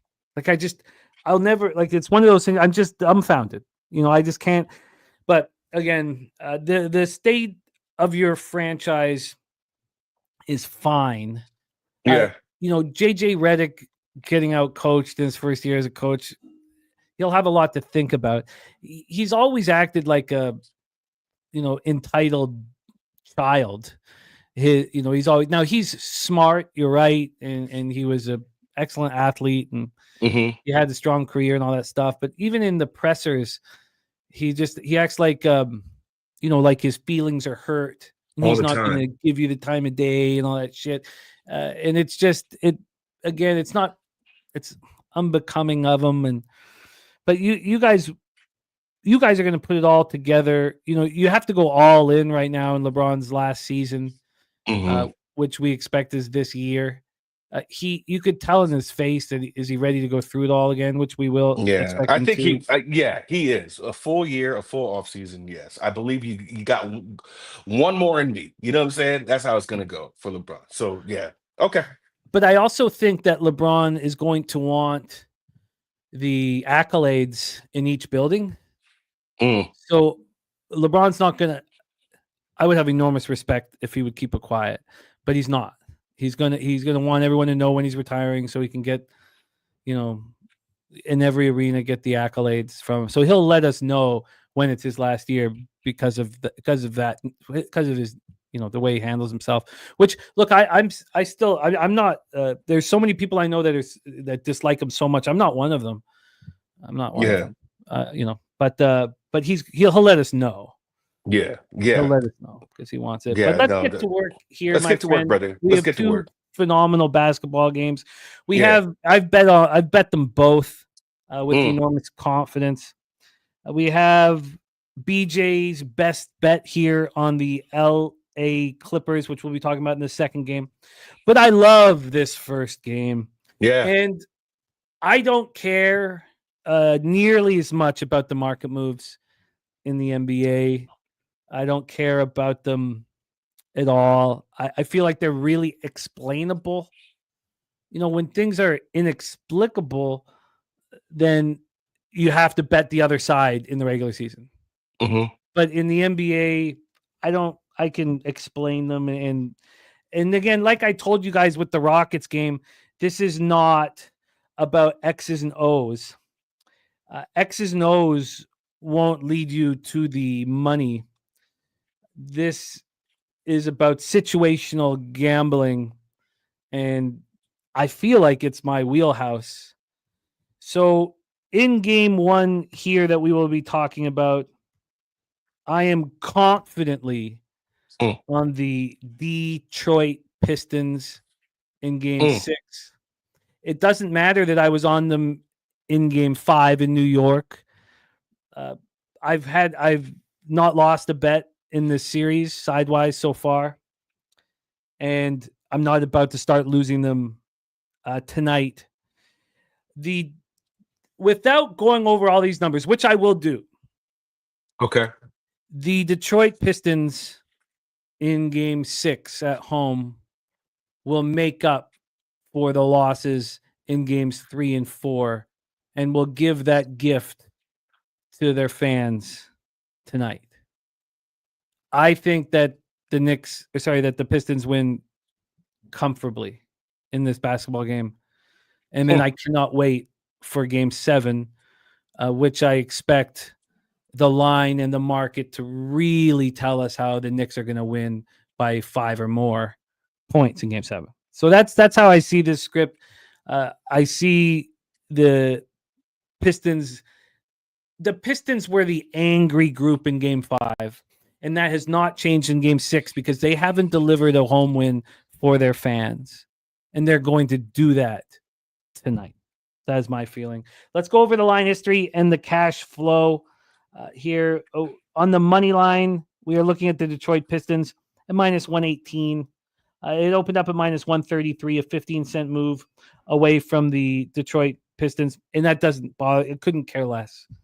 Doesn't concern me, whatsoever.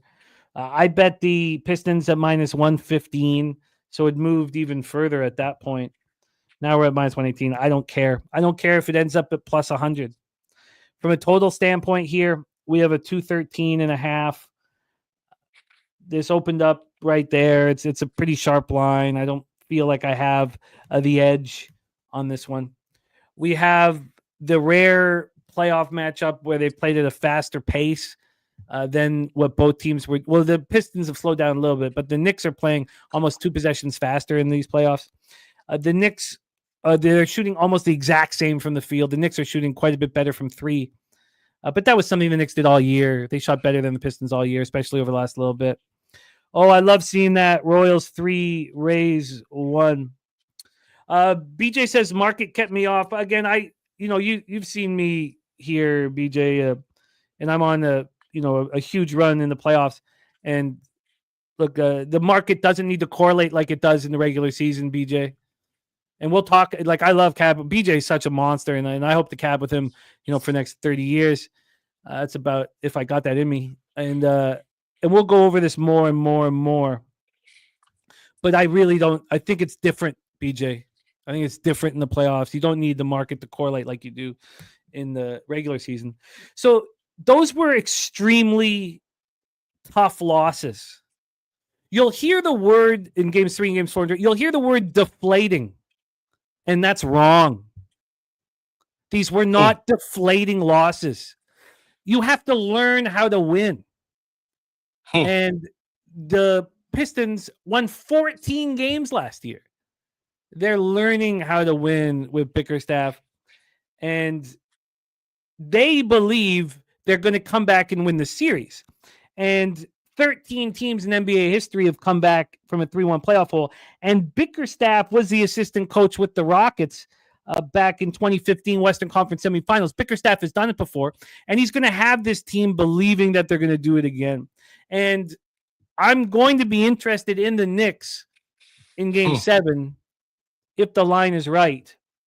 It won't be a double result, although this could be a double result. This could be the double result edition. And I wanted to talk it out and hear you guys, talk it out with Darryl and hear you guys in the chat. This could be it. Cade Cunningham put up 20 in the second half when everything was on the line. He took care of business. Sucked in the first half. Shut down Jalen Brunson, held Jalen Brunson to 16 points. Thompson went for 22 points. It was impressive. Brunson was averaging 33.3 points per game, and he hurt his ankle. It's clear that his ankle is hurting. We know that Josh Hart will play through these injuries, but he said after the game, my whole body is bothering me. That was a hard fall, man. A hard fall. We have Karl Anthony Towns held to 17 points in game 5. I loved everything he said after game 2, and I expected him to step up in games 3 and games 4. The road team has won 4 of the 5 games here. The Pistons have tied the NBA record with 9 straight home playoff games, and they will not break it. The Detroit Pistons win tonight, and I guess I should double up. Res Mob's play of the day is Brunson over 30. That may be a bet. That may be a bet I make in game 7. Pistons for me, and I expect to double up. I'm going to read the comments, and I'm going to listen to Darryl. Darryl, take it away. Game 6, East first round. Yeah. Knicks up 3-2. Little Caesar Arena, Detroit, Michigan. Take it away. So this is something that seems to be consistent. First off, if you like New York, just take them first half. I think in the series right now, New York is 4-1 to the first half. Or they're at least winning. If we're going to go straight up, 4-1 to the first half. What has been consistent is every game in this series, Detroit has won the third quarter, outscored in the third quarter. Look at the numbers. So that just tells me that that's some pretty good coaching, right? That's some pretty good coaching that has to happen to where, and I probably say this too often about how when you go in at half, you make the right adjustments and you come out and you execute them. So I think the way this game is going to go is how it's just always been going, and that is New York wins the first half. Detroit comes out with the powerful third quarter, and Detroit should ink out this win. I don't know though. I don't know. The New York does not want this to go 7 games. I wouldn't want it to go 7 games. I want to be done right now. So the only way I can look at this game from a side perspective is to take New York. New York plus a half. You could take them money line because they have just outright won every first half except for one in this game. And they have absolutely won the first halves in both games in Detroit. So that's just a safe measure for me. Really, especially if they're winning by a pretty decent margin, you might get a better live line on Detroit if you're expecting them to, again, do what they always do. And that is come out in the third quarter, win that third quarter, and then bring it home in the fourth quarter. So I like Detroit plus a half, or excuse me, New York Knicks plus a half. That's what I've stepped on already. First half, New York Knicks plus a half. I'll take the big on this. It probably should just be money line anyways, but give me New York plus a half. First half here. I looked at Cade Cunningham also, but his PRA is 45.5 right now. Right? So that's just not something I wanted to do. So the other way I wanted to play this was honestly to take Tim Hardaway's points. And if we've got some injury with Josh Hart, and we've got some injury happening with Jalen Brunson, both these guys not really being 100%, I believe that's your cleaner right there, right? So first game, 19 points, didn't have any points. The second game, third game, put up 24. Fourth game, put up 14, and then had 8 points in their last game. I think he's good for 11.5 today. I really do. So I've stepped on Josh Hart's points at 11.5. I think that's good money there. I got the 11.5 at did I say Josh Hart? Excuse me. I'm saying Tim Hardaway. Tim Hardaway Jr. at 11.5 points. I got that at minus 136. So you might have a better number for me there, but 11.5 points. Tim Hardaway Jr. today should have a pretty decent game. I believe 11.5 is a pretty good, solid number for him to get to. He should have it easily by the end of the third quarter. So give me Tim Hardaway, 11.5 points. Give me New York Knicks in the first half, plus a half at minus 110. I'll take it all day. All right. I will line shop for you here. And a lot of people on the Knicks here. I would like just to give my final take on this game. Tonight is going to be a celebration of Detroit basketball in Detroit City. They're going to be in complete control of this basketball game from the opening tip. Wow. Complete control of this basketball game. And I am going to add the double result. So you're going to Detroit first half, Detroit full game. Yeah. Well, I'm already on Detroit money line full game. Okay. In fact, this might be a spot where I add a third unit because I'll put Detroit in a money line parlay with the Clippers. And I think I'm going to bet all of those spots. You say that convincing. This isn't something that I've watched this series closely. Mm-hmm. And Detroit's not going to win the series, but they're going to do exactly what the Rockets did. Like I told you, all the Rockets would yesterday. Do. Yeah, they're going to do exactly that. So then, do you think 45.5 is too much for Cade's PRA? I don't think he plays the last 7 or 8 minutes of this basketball game. Oh, wow. Wow. Oof. Then I'm just going to keep my little 2 cents here. I'll live with the results. I'll go there. and presidential-minded kings amongst many others are on the Knicks to win by margin.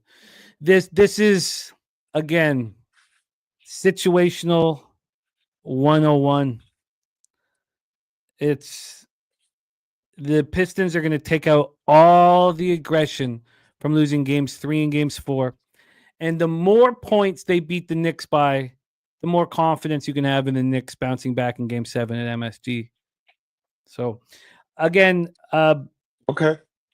I've been saying, it's funny that on this run I've been saying, I could be wrong, but I haven't been, man. I'm a little scared. I'll live with Tim Hardaway, man. Like I said, there should be some more room for him out there. He should. If you're thinking they're going to play that good, then I am. That 11.5 points shouldn't be anything for him against a decimated. If you want to call it that, well, let's not say decimated, right? Let's at least say not 100% key players on the New York Knicks.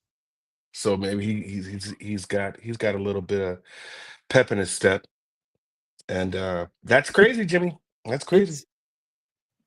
Let's just talk about some of the psychological situations we've just seen, and we're going to get into the Clippers game in a second.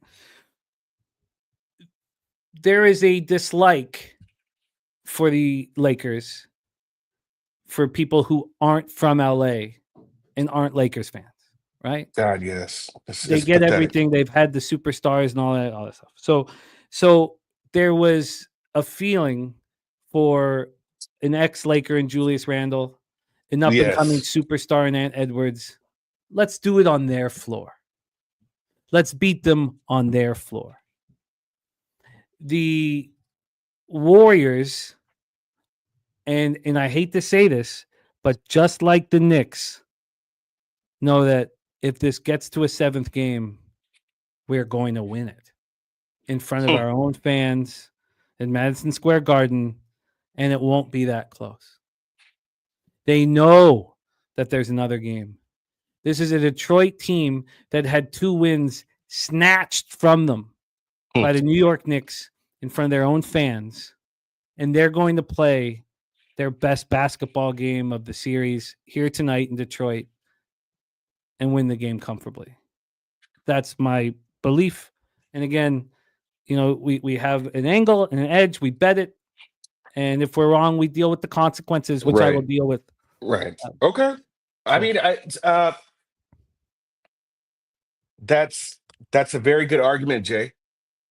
And when you feel a certain way about something, you're on. So I think it's different. And then let's not even use Randall as an example, right? Because to me, I just think that's kind of like a fake rage, if you call it. Man's got drafted by the Lakers and got hurt first play of the game. You know what I'm saying? First game of the season. Like at that point, as bad as that break was, like Lakers weren't going to keep him. Any team in that situation would have done exactly the same thing. Any team. So I don't like that example of Julius just having all this hate and vitriol towards the Lakers because he was traded out of that situation, because he pretty much broke his leg, which could have been a career ender in the first game. So I don't know. He just wants to show them what they didn't have. He doesn't hate them. That's true, but if anything, all that shit should be toward New York. Yeah, and he hopes to have the opportunity to do that to them as well. Yeah. So, I mean, being in the league, 14 years now? Like, man, I hope you're over that. But yeah, if anything, you should have that new energy, that new rage toward New York and how they did you. So, this is fun. Let's move on to game 2 here. In game 1, we have Darryl on the Knicks first half plus a half and Hardaway over 11.5 points. And I will try to find a better line than minus 136. We got Big Mastro in the house. Oh, man, I didn't see you live. Oh, I love that, Big Mastro. Sorry, I was out. Wow, I will go check that out, Big Master. I love it. I love the Saturday call-in show, so that's dope, man. Love hearing that. We got Turnsby and Big Master in the house. Couple of Windsor fellas who look right across the Detroit River at downtown Detroit. And God, I'm excited for everybody who loves that city will be rewarded tonight. We move on to the late game, 10 p.m. Eastern West first round game 6, Denver up 3-2. The vividness bias of not wanting to fade Jokic at home saved me money when the line was so confusing. Clippers minus 160 to win the series with 1 game at home and 2 on the road was very confusing, and it just kept me off. But now I am on the LA Clippers double result. I think that this game could stay within the number, and I didn't feel the need to try to get the double-digit victory, which is sort of what you need when you're dealing with 7, 6.5s. This total is at 212.5 minus 107 to the over. It opened up at 212. It dropped down to 210.5, and now it's at 212.5. From a spread perspective, we are sitting here with a flat 6. This has come down from 7. So this will open up at 7, drop to 6.5, 7, drop to 6.5. When it first moved down to 6.5, and this was interesting, I thought, the double result got more expensive, not less. And I thought that was interesting. And I really thought, you know what? The Nuggets can make this a close game very easily. So, but let me tell you that in the move back to 6, this is now dropped 10 cents. So the Clippers double result at 365 was minus 135. That was when the Clippers were 7-point favorites. They became 6.5-point favorites and moved to minus 140. I made a mistake now looking at the minus 130, but I'm okay with it. I'm okay with the situation that I've bet myself into here. And Big Master has the Clippers to win the series, so he's got some personal bias here. Yeah. Some meat on the Nuggets plus 6.5. Let's take a look at the cash flow here. Again, this is Action Network. This, I guess, the last week we'll be using it. By the way, for that first game on the spread, 39% of the tickets, 42% of the cash on the Pistons. On the money line, big bets have come in on the Knicks, 59% of the tickets and 80% of the cash. And again, it doesn't bother me, concern me. One bit, yeah. And then here in the Clippers spot, you have 92 and 93 on the total, if you want to believe that. 71% of tickets and 74% of cash on the Denver Nuggets.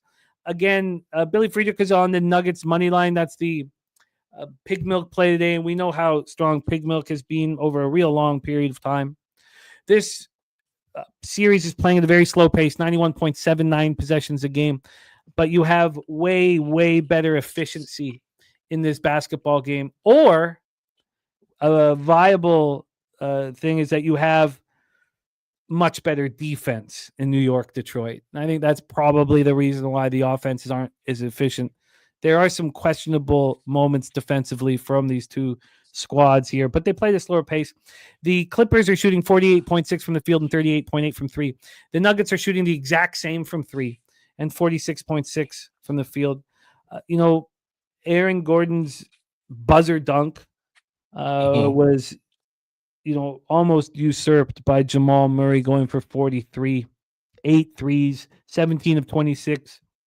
He's got 6 40-point games in the playoffs. Russell Westbrook is in his ear all the time, telling him how aggressive he's got to be, and he's listening. They won despite 13 points from Nikola Jokic. We know what happens at home. Role players step up. They step up. And now the Clippers won't have to just rely on Zubac and Kawhi Leonard, who've been playing phenomenally well. Kawhi has 20 points in each of his last 20 games, at least 20 in each of his last 20 games. He's been very good. Harden is hard to find. I think we'll be able to find him tonight because we're in LA. The Clippers know what it's like to lose this basketball game. They've lost 3 straight times in the first round. And this would be their 3rd straight, because they lost in 5 to Phoenix in 2023 and 6 to Dallas last year. This is a different basketball team. And I believe that the Clippers will take this series back to Denver. I'm just not certain that they'll be able to cover the number. If I had a free bet, I would be on the Clippers, but I don't need to. And I also am not certain that I want to parlay the Pistons with the Clippers, but I do think I get there. I am going to add the Pistons double result. So do I really want to have 3 units then? Well, 2 of which would be hanging. Well, 1 of those 3 were units, but I already have the double result. So I'd have 2 units hanging on the Clippers. I don't think I want that, but I'm not against it here. Jerry Davis says, based on the entire series, the last game was an offensive efficiency outlier. Yes, that is true, but still over the entire series, the efficiency is much higher than what we're going to see in that game or what we've seen from Pistons Knicks, even though I think Pistons will be ready to go. So there we go. We have DC Capper on the Clippers. He's also on the Knicks. Take it away for us, Darryl. Knicks. Yeah. Oh, sorry. God, Pistons on my mind. Take it away for us here. Clippers at home to the Nuggets. 4 of the games total have gone under. The last game went over. It's at 209.5, right? Very low totals if you look at it, right? You've got 211, 213, 217, 225 for totals, and they all went under for the exception of the 209.5 last game. 58 points first quarter last game.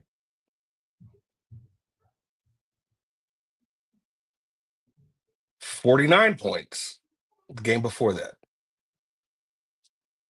63 points the game before that, in which a game that still went under first quarter. 56 points the game before that, first quarter, with a total of 217. And 62 points. What am I getting at, Jimmy? First quarter over. First quarter over and live bet the under. That's what it seems like. That's what it seems like to me, right? Because what's going to happen when you have a first quarter that goes up that high, when you're way above that number might shoot at what? Maybe 2 or 3 points higher than what that total closed at, and you just live bet the under. That's what it shows. So I'm not too slick to do that, but I saw the total here at 54.5 in the first quarter. Last 3, average-wise, Denver is giving you 30, and LA is giving you 26.7. That's 56 points right there. Do I believe that this game could go over in the first quarter? 54.5 points? I do. I just get a little scared of that number, right? So my book has over 54.5 points in the first quarter, minus 110. Under 54.5 first quarter, minus 120. So that gets me just a little scared or nervous. Either way, I don't see it being very low scoring in the first quarter, right? Not too much here. At this point, right, we're talking about game 6. What adjustments are going to be made in this game that hasn't already been made, right?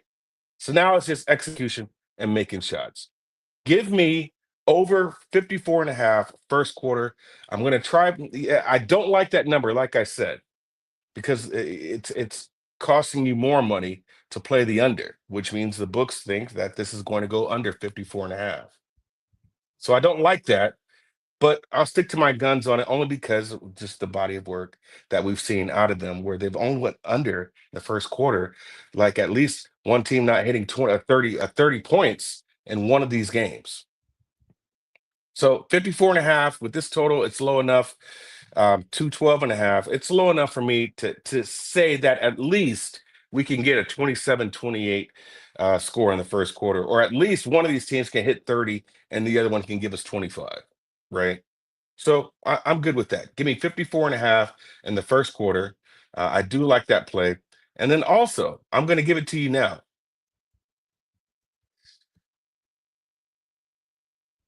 I'm going to take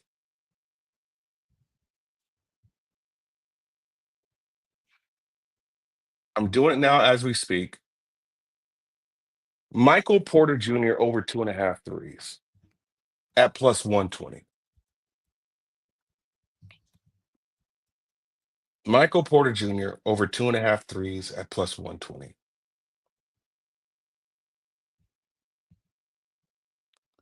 Okay, I'm going to give you another one. Give me Norman Powell over 2.5 threes at plus 117.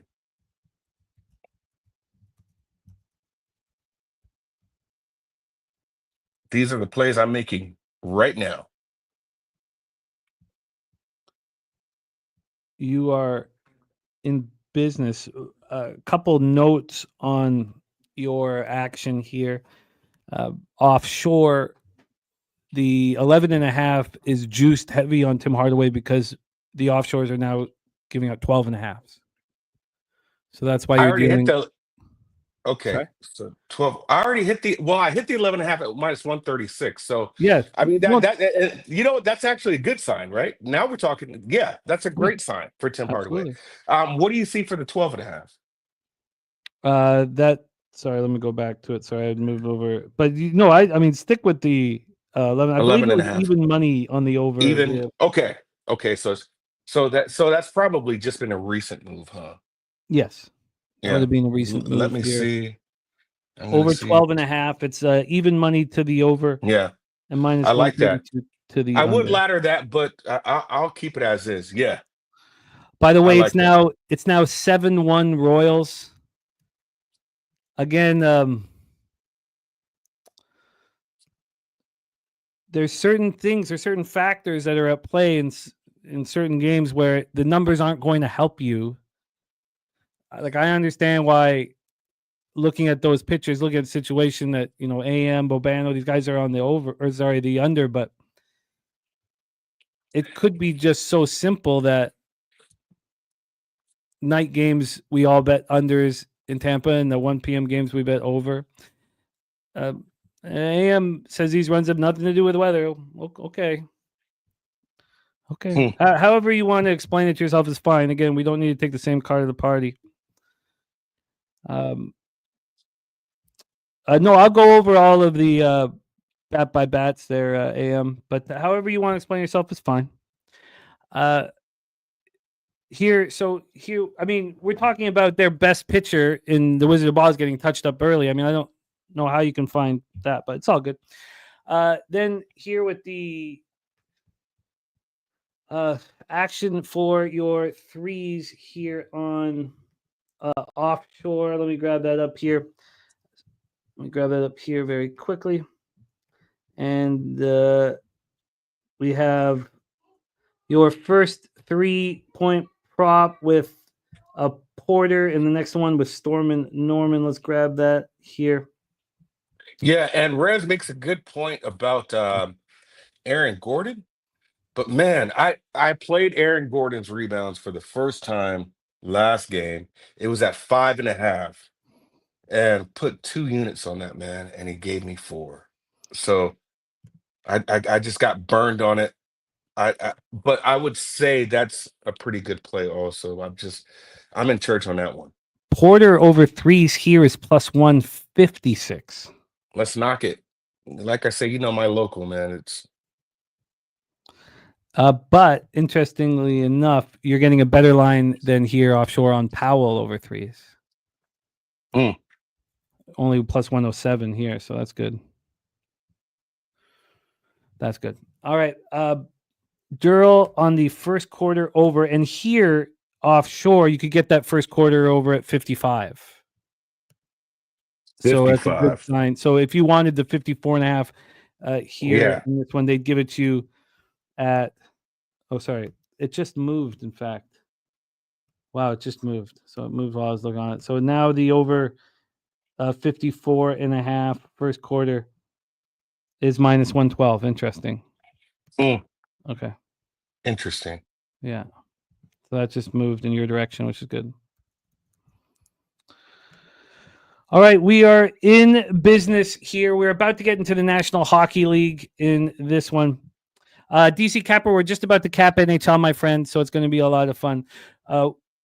I have decided here that I don't know if I want to have 2 units hanging on the Clippers. But again, it all comes down to who's going to give the outlier performance. In the Lakers game, Gobert goes for 27 and 24. In the previous game 5 in Denver Clippers, we had we had Jamal Murray go for 43. You think, generally speaking, that the home team is going to deliver the outlier performance here. So, we'll just have to see how it bangs out. I'm not sure. I guess what I'm trying to say is my bullishness is on the Pistons. I like the Clippers, but I don't want to be sitting here where if I'm right about the Pistons game, I break even or lose a little vig because of adding the Clippers game, because that's what happened with Rockets Lakers. Mm-hmm. I love the Rockets. I thought the Lakers were going to win the basketball game, and then it cost me money. It cost me money. Cuban Connectors, how about Zubac over 18? Those spots there, when we're talking about like player props, it's just not what I study. It's not what I sit with. So again, Yeah. That's more. So, and the guy's walking double, right? So, throughout this season, the NBA season, I would automatically play Zubac double and just parlay that with something else, right? But I've laid off of it too. I haven't played any Zubac props. Probably missed out on money, with Zubac in the playoffs. But yeah, look at Zubac's double and try to pair that with something else. He's been so good. He has been so good. Real good. Yeah, real good. So good. Love capping NBA with you guys. Love capping NBA with all of you guys in the chat. And again, like AM saying, we don't have to agree. It's all part of the fun. It's all part of the fun. And AM's right. I've got to go through the at-bats here as to why it's been so easy with what statistically would tell you to bet the under, that it looks like the over is going to hit without a concern. Again, he's right. I'm not watching it. And so we'll go over all that. Spooner says the A's are up 1-0. Darryl, my man, lots of time to heat up. He's on the Knicks first half plus a half. Hardaway over 11.5 points and minus 136. Then he's on the first quarter over in Denver. LA Clippers, Porter over 2.5 threes plus 156. We gave him the best line available there. And Norman Powell over 2.5 threes at plus 117. And that, my friends, is our NBA breakdown for Thursday, May 1st. Looking forward to this continued capping here. Yeah. I know exactly why this has been so much fun. It's because it was the worst regular season in the history of me watching the NBA. It's been fun for me, man, but I think it's been the other way around. I mean, I have not been able to get a good read on the playoffs. And generally in the playoffs, man, I can lock in. You know what I'm saying? In the past, the playoffs have been really, really good. But this one, playoffs has been very, very weird to me this year. But I think today would be the day to turn it around, honestly. I feel like these are some spots. I know we are all on opposite sides on the Knicks. But I might just join it with that Detroit full game. I might. I'll let you know later. Yeah, if you do, you could just put a little bit of money and have Knicks first half, Detroit full game, and get a huge payout. Probably do that too. Just put a little bit, just a tiny. You could just put lunch money on that. Yeah. Yep. Yeah, it's great. Big Zoe in the chat says, thank you, Darryl. Appreciate your breakdowns and listening to you chop it up. I appreciate it, man. I appreciate it, y'all. Darryl, please support our guy, Darryl, on X. I'm going to pop. I thought I did that, but I must not. I'm going to pop his X handle here in the chat. Darryl, my man, any last words for the Capper Sport in the show?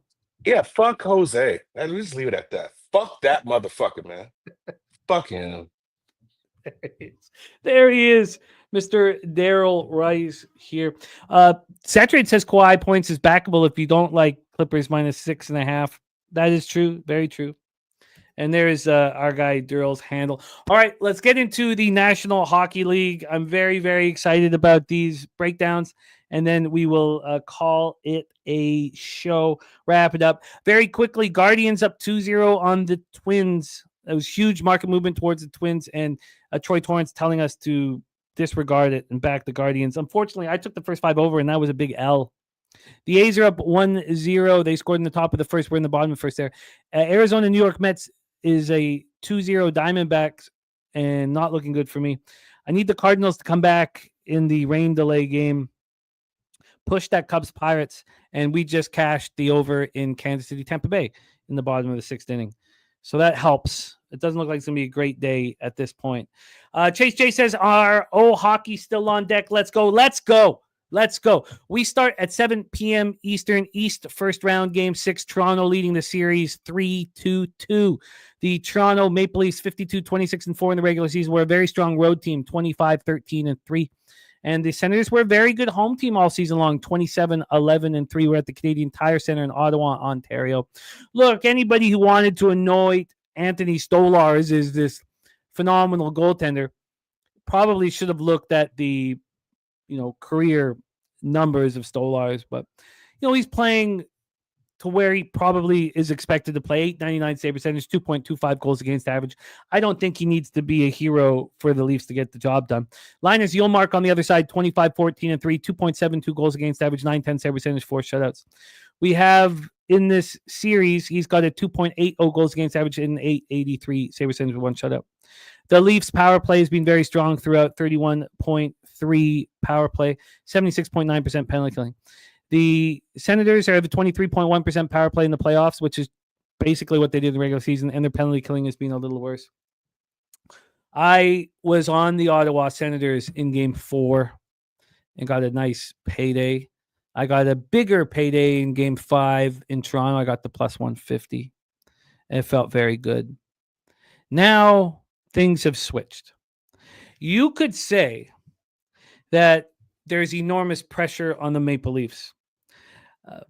But one thing we know about these 3-2 deficits in the best of 7 is that the team that is behind loses Game 6, or I should say loses the series. I guess that's better, 80% of the time, because they can win Game 6 and then still lose in Game 7. Cubic Connect on the under. I'll go over some of these stats, and then you'll see me leading towards a spot here. We watched the Leafs win the first 3 games because they were playing, their best players were playing very well. Now they've lost 2 straight and they were just embarrassed at home. We have Austin Matthews, Mitch Marner, and Matthew Nyes each a -4 in that game. So the Toronto Maple Leafs are now 1-13 in postseason games when they could eliminate an opponent. That's since Matthews, Marner, and Nylander started playing together in 2016. They're 1-12 since John Tavares signed the $77 million contract.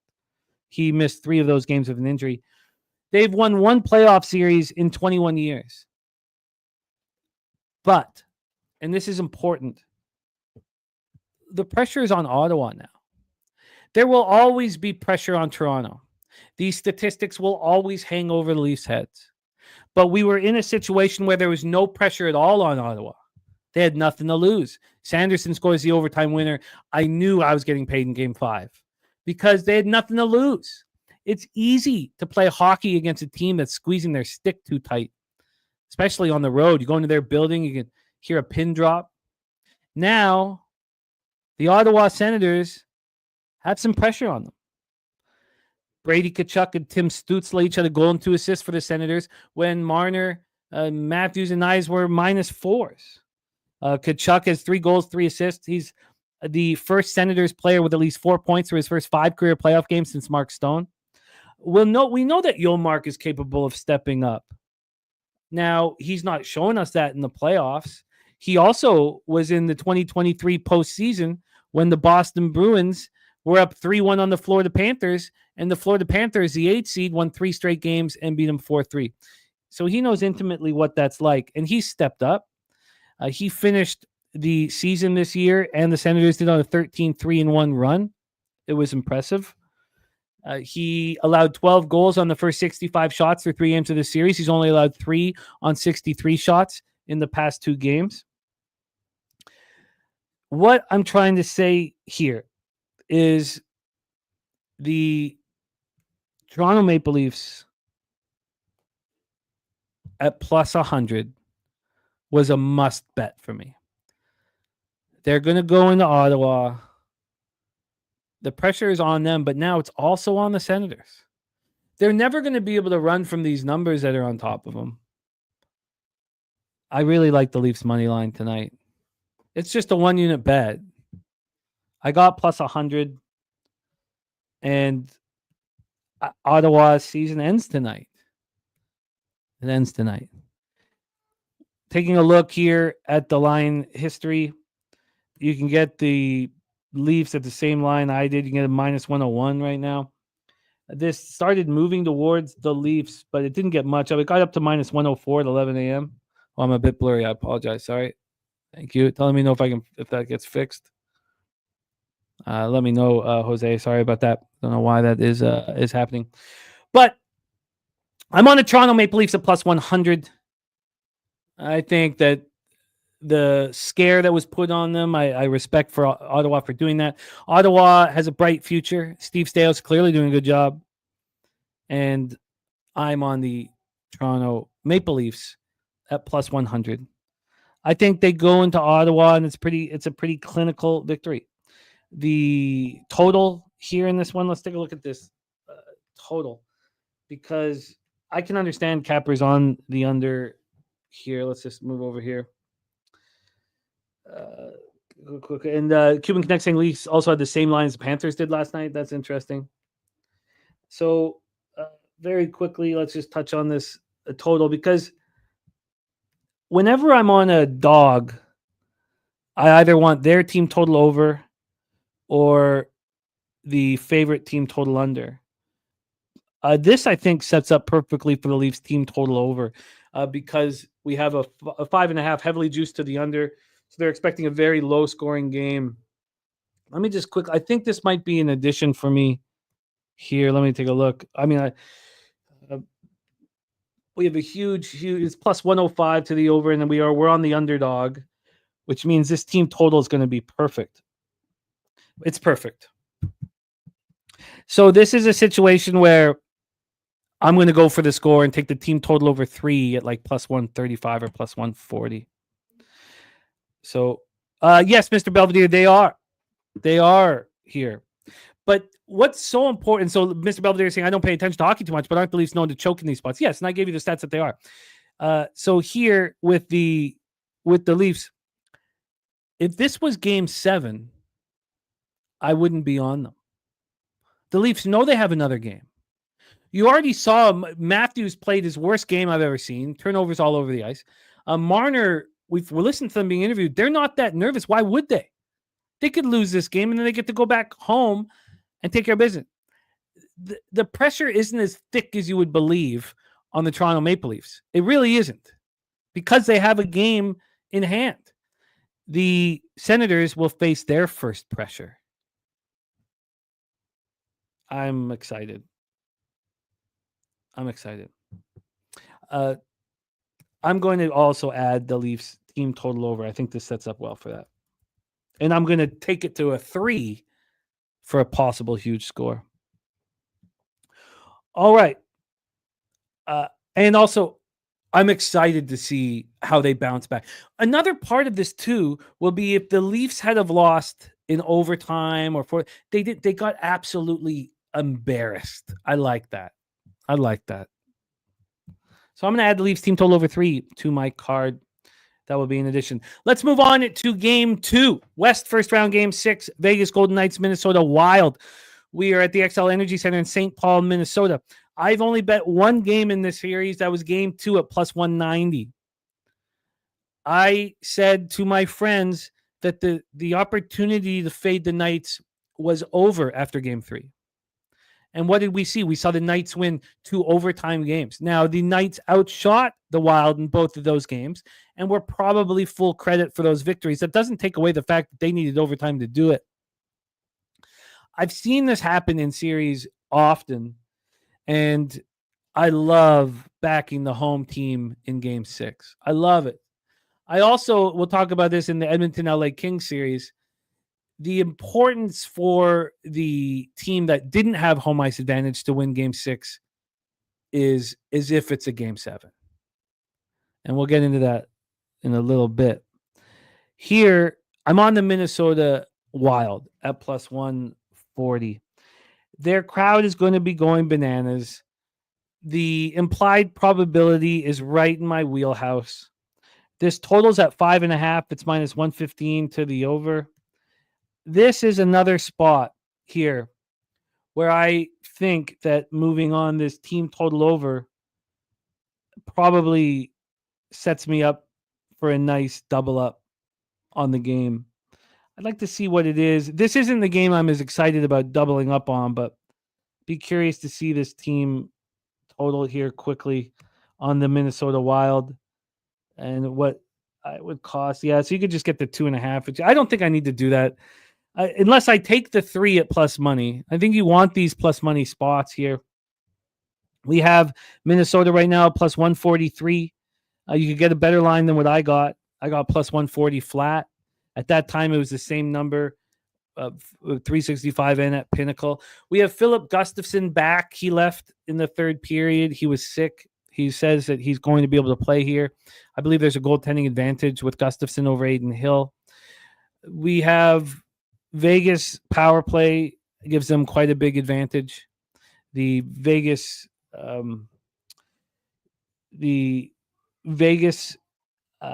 Knights, their power play is dynamic and scary. Coin is tailing razor sharp picks on the Minnesota first period over 1.5. Billy Friedrich says if Fleury's in net tonight, Vegas wins tonight. Yeah, absolutely. No question about that. Fleury's not going to be in net. Gustafson will be in net. If he's not 100%, we see goaltenders have laser focus when they're sick. It doesn't concern me too much. But you're right, Billy. If Fleury's in net, it's over. I'll buy out of it immediately, even at a, I'll have to put a heavy bet on Vegas on the -1 line, which I'll be comfortable doing.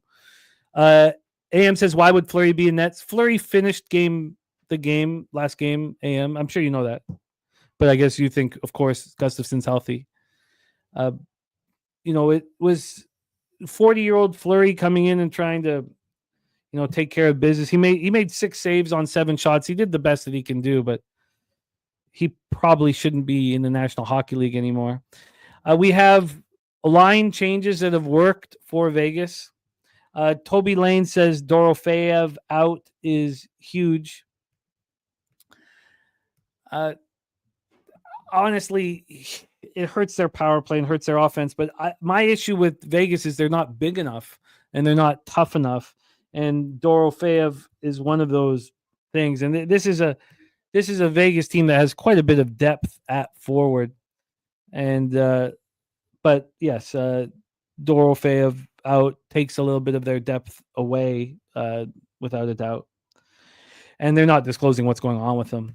We have Carlson rolling, Stone rolling. Eichel finally got on the board. But this is the celebration at home with Kaprizov, Boldy, Eriksson, and, the Wild have lost 2 straight games in overtime, and now they get to play Vegas at home.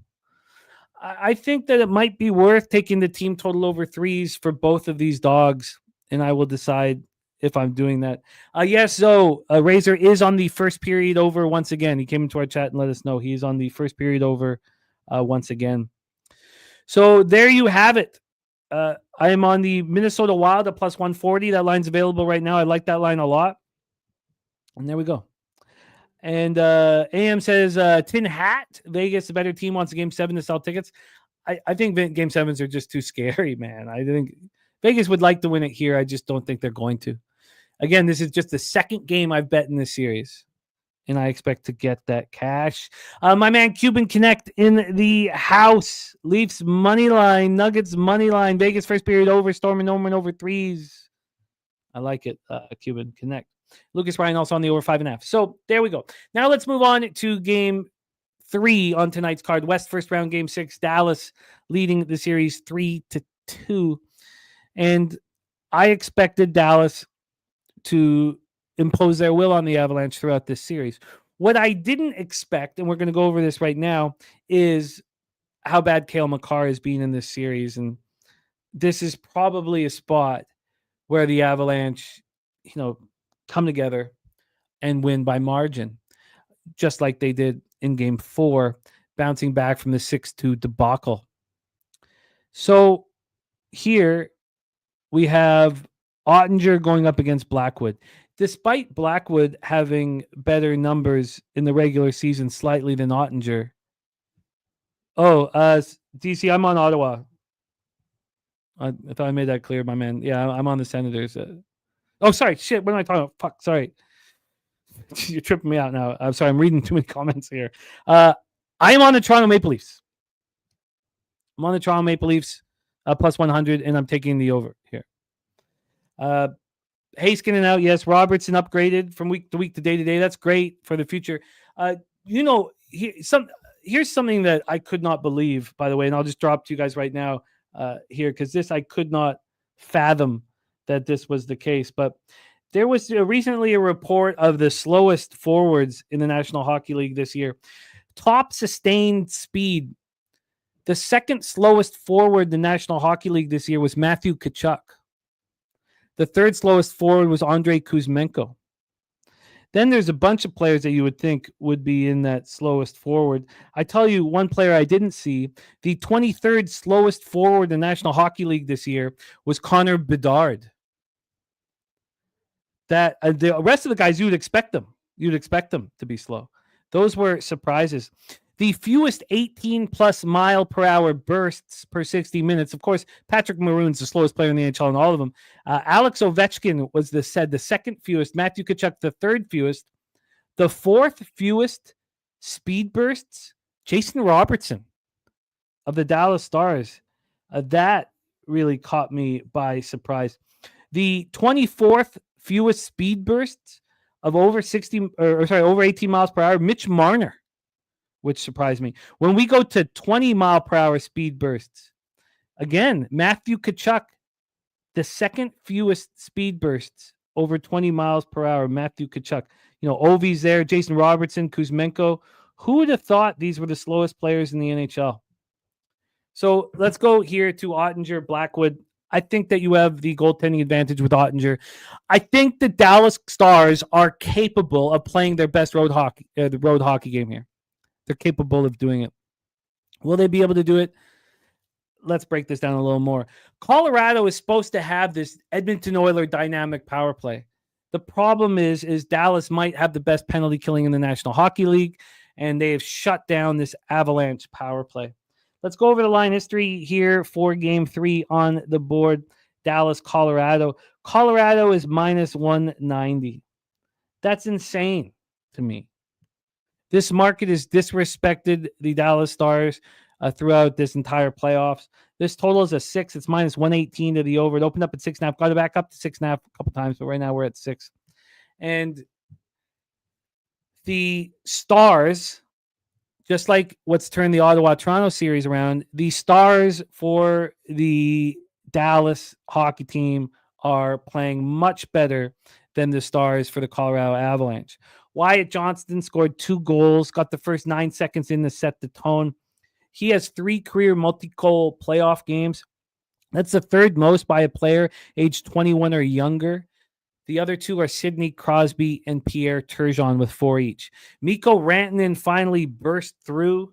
Mikko Rantanen has a goal and 2 assists in the game. Rupi Hintz has a goal and an assist.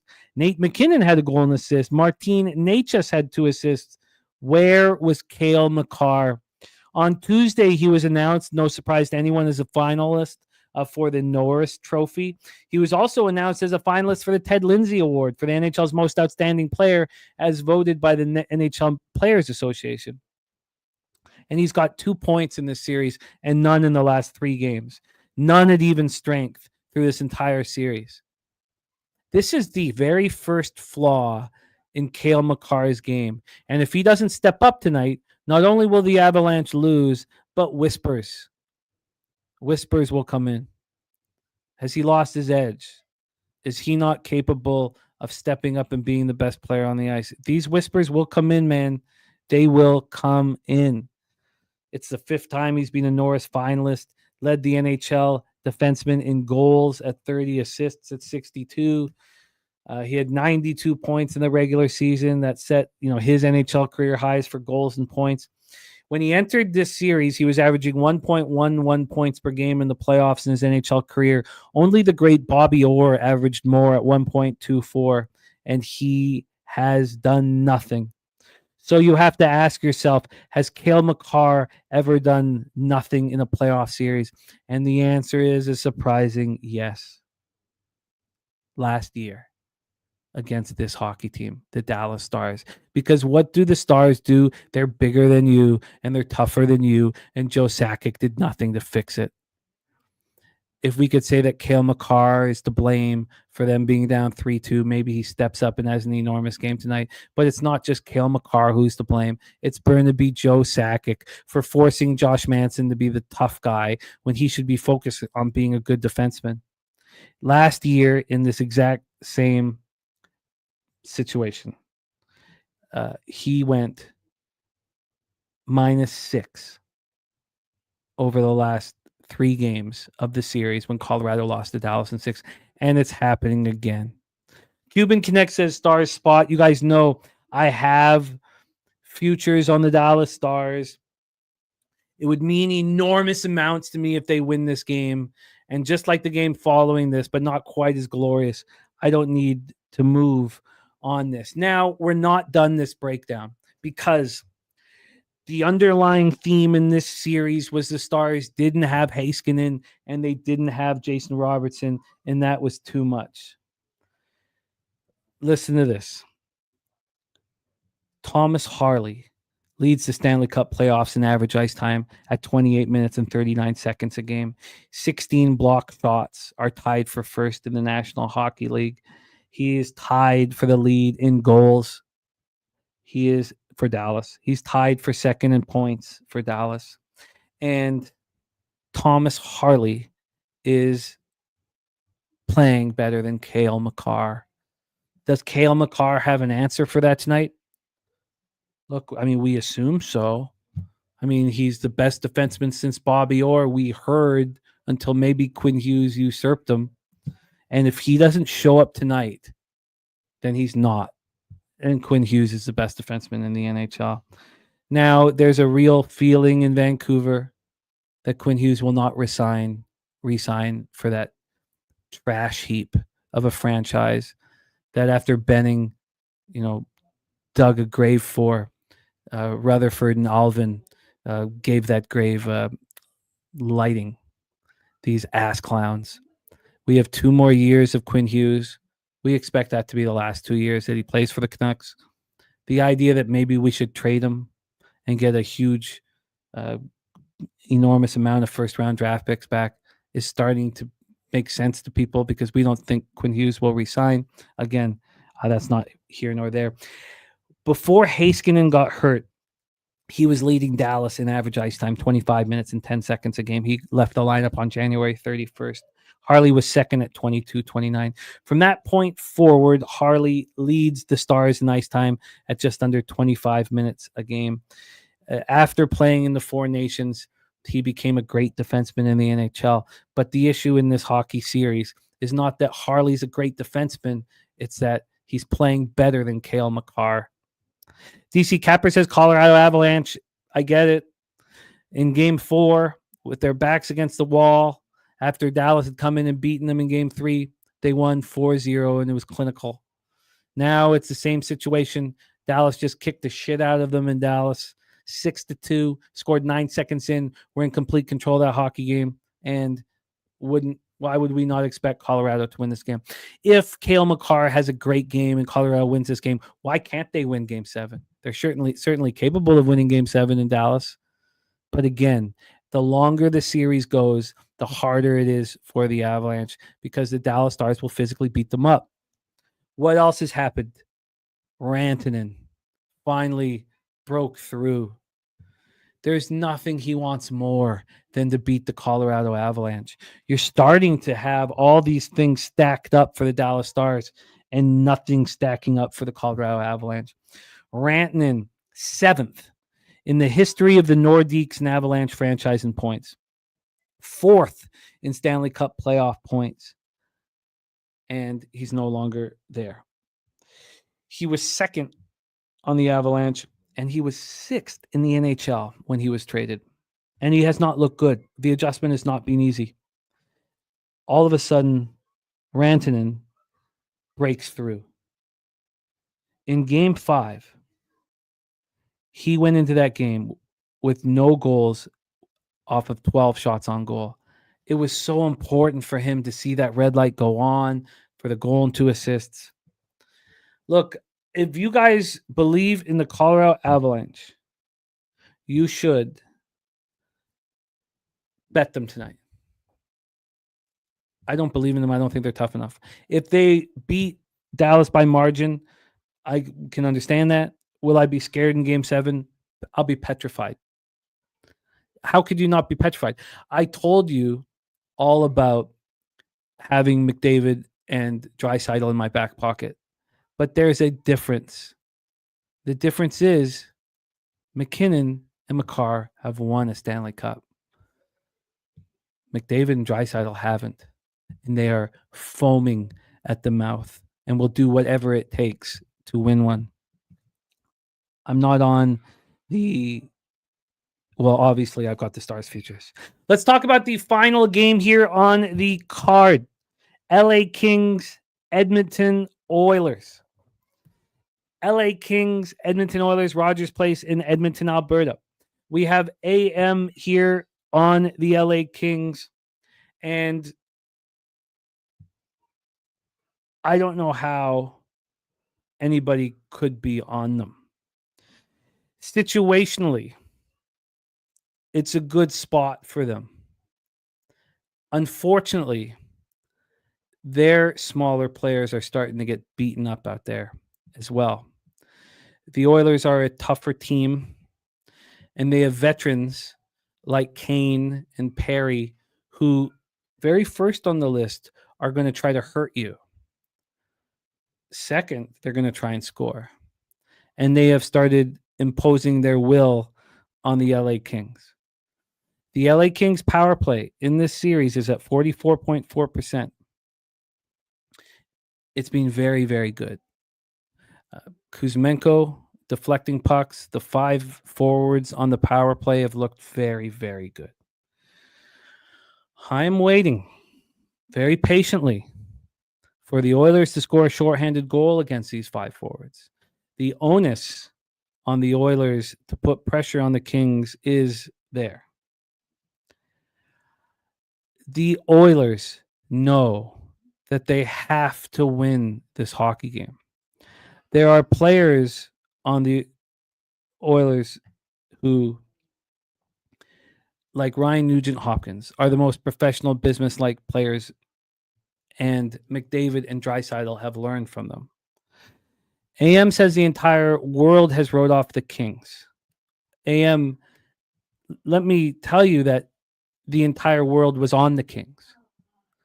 Every single person was on the Kings. Everybody. Nobody was on the Oilers in this series. Then he says a desperate team that has been leading in almost every game and blowing those leads. I'll bet they hang on to the lead for one game. Look, nobody talks a friend off of a dog. But the Oilers are not relaxed. They can't go back to LA. They must win now. AM says 92% of tickets, 87% of money on the Oilers. I'll take my chances, as you should, AM. As you should. That's what's so fun about capping, is you have your angle, you write your script, you bet it, and you deal with the consequences. And that's what makes this so much fun. This total is a 6. It's minus 114 to the over. It opened up minus 107 to the over. We've had 7 cents of movement towards the over. On the money line, the Edmonton Oilers are minus 169. They opened up at minus 150. For the books that came out first, they opened up at minus 135. The line's moving very fast to the Edmonton Oilers. What happened in Game 5 was the market corrected itself. The market was watching what was happening on the ice. This is not an Oilers team that's relaxed. The Leafs look relaxed. they don't look too stressed out. The Oilers are on high alert. The Oilers know they're playing without Ekholm, and we're going to get into these stats here. What has changed for the Edmonton Oilers team? It's their defense. It took this group a little bit of time to find a flow together because Matthias Ekholm, the key defenseman on this team, was gone. It took them some time. Let's talk about Pickard. I don't think he's that good. You know, the reason how you know how good the Oilers are and what the advantage that they have is because Kemper has looked so good. He's made so many big saves. And what's happened? He has an .899 save percentage. I said it at the beginning of the series. The Kings' daddy is the Edmonton Oilers. And they're going to beat them again and again. Wu-Tang again? Oh, yeah. Again and again. When the Oilers win a Stanley Cup and they can finally take a breath, then the Kings will beat them. But until they get to the top of the mountain, everybody is going to get stomped on, and the pressure is on. So here we go. And AM, one of the things that's funny is that the amount of bets on the Kings to win the series mean that it doesn't matter if the books lose in Game 6. Now, some of us are sitting on plus 900 bangers for 4.1K, but here we go. Edmonton Oilers power play at 33.3%. They can go goal for goal with the Kings power play. Janmark scored the go-ahead goal. The Oilers just played their best game, and they got nothing from Draisaitl and McDavid. What does that tell you? It tells you that they can beat you in every way. It's the first time in Oilers history that they've won 3 straight Stanley Cup playoff games in comeback fashion. And Zach Hyman said it's carry-over momentum. Carry-over momentum. We have Edmonton outscoring LA 13-5 in the third period in this series. They've outscored them 8-0 over the past 3 games. Now, you know, AM's bullishness on the Kings is fun, you know, and he's on the dog. I don't have to bet the Oilers tonight because I told you that they were going to win the series. I told you that I thought they were going to win the next 4 games, and I got that at plus 900, so I don't have to bet anything. If I was concerned about the Los Angeles Kings, I would then hedge here, and I'm not going to. Now, if the Kings win Game 6, I will figure out what to do to take some of the pain away from the Game 7. Thank you, Kevin. 450 on it, too. I will figure out a way. But here is a free roll for me. There's no need to make a bet. Let's talk about this defense here. Matthias Ekholm, we lose him out for the first round. It takes time for the defensive pairs to find comfort. What have we seen? Well, we knew what we were going to get from Bouchard. We knew sort of what we were going to get from Darnell Nurse, even though he makes mistakes. Brent Kulak has stepped up. Jake Wallman's been good, but John Klingberg has turned back the clock, and Ty Emberson has been playing very good. And now Stetcher is able to come back. 22 minutes and 12 seconds every game Ekholm played, and it took them a while to figure that out. What has happened is Klingberg is now playing 20 minutes and 20 seconds a game, and Kulak is playing 24-15. Kulak and Klingberg would never be playing these types of minutes if Ekholm was out there. It took them a while to get comfortable with it, to get confidence with it. And that's what's happened. That's what's happened. So here we go. Here we go. Yeah, AM, I'm the same way. He says, I know it's unpopular, but I love betting on teams in the NHL playoffs when public sentiment on a team is at an all-time low for the series. And that's what I did. I took the Oilers to win 4-2 at plus 900 and 4-3 at plus 600. And now I sit back and I get paid. Because the Edmonton Oilers are going to win the Stanley Cup this year. So there we go. There is the National Hockey League here for Thursday, May 1st. Cuban Connect says that New York Knicks money lines plus 100. It always was, wasn't it? I mean, I got minus 115. I thought I moved minus 120. Ashcraft in long relief role. Reds up 4-1. And the Twins are battling back here 2-2 with runners on the corners. A's up 1-0.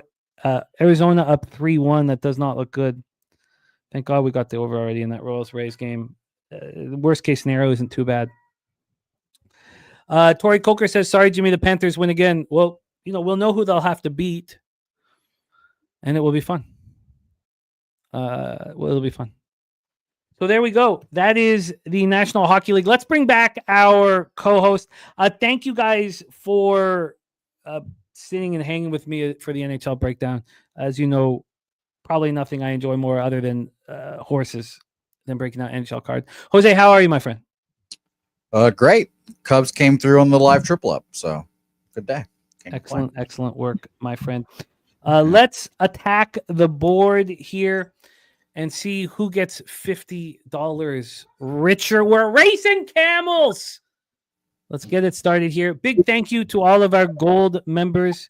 We're very, very thankful for you guys for your support. How many gold members do we have, Jose? 78 gold members. Shout out to all you guys. We are enormously thankful. Newberg says, and CFL. Yeah, CFL was absolutely spectacular. Oh, the Mets have made it 3-2. The Mets have made it 3-2 here. All right. Can we get to extra? Oh, it's a Soto. Soto again. Get another home run? Yeah. Soto again. All right, let's roll, my friend. Good luck to everybody here. It's a lot of fun. Thank you, AM. Good luck to you as well. And let's see who is $50 richer. Jose, let's get these camels rolling. Let's get them rolling indeed. And here they go. And Barry Rozelle fires out to an early lead. Sir Mackey loves pie. Bubba Rito all up in there, saturated. How about the Cubs get another win with saturated getting a win here in the camel races? Dutch Boy Fresh in the mix there. Ricky Bobby and Dabby Cab and Dutch in the mix here. Medicaid Monday firing. Sean Higgs, remember, $1,000, a change of shirt, and his gun. That's all he has. Jimmy, take it away. Dabby Cab still up front, saturated though, still involved. There goes the Eldorado custodian, Jason Meyer as well. Kingu in the game. Robert McCormack has usurped the lead from Dabby Cab, but Dabby Cab not going away. Kingu now has the lead. Just a few more camel steps for Kingu. But here comes Randall Sheffield and Sammy Comer. Sammy Comer, a past winner here. Randall Sheffield trying to get everybody coming now. They're all coming now, and it is Crystal Craig. Wow. Crystal Craig, Miss Baseball, winning $50. And it's American, Crystal. It is American. Damn. We have Slaughter on Leaf Stars Wild plus 1.5 parlay at plus 249. Crystal Craig, richer. Much richer. Congratulations to Crystal here. Excellent work. Jose, you've gotten off to a great start today. Need the Mets to get this to extras here. But other than that, not much for me. Thank God I got to that over in KC Tampa. But now, look, the magic's going to happen in the NHL. Slaughter also has the Oilers on the puck line at plus 153. Oh, man. What a celebration it will be here if the Oilers win tonight, Jose. And Specifically, he doesn't mean Canada, guys. He does not No. mean Edmonton. He means right there in his very house. Oh, good God. I mean, it's just, yeah. Wow. What are we gonna do? We're gonna crack open a bottle of JMO? No, got the gout, man. I want to drink on Saturday.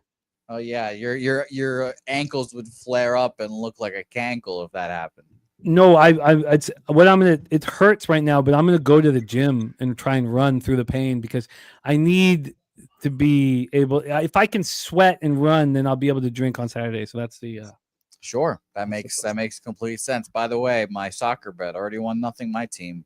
Beautiful. So let's see if I can get 2 more goals here today. So nice.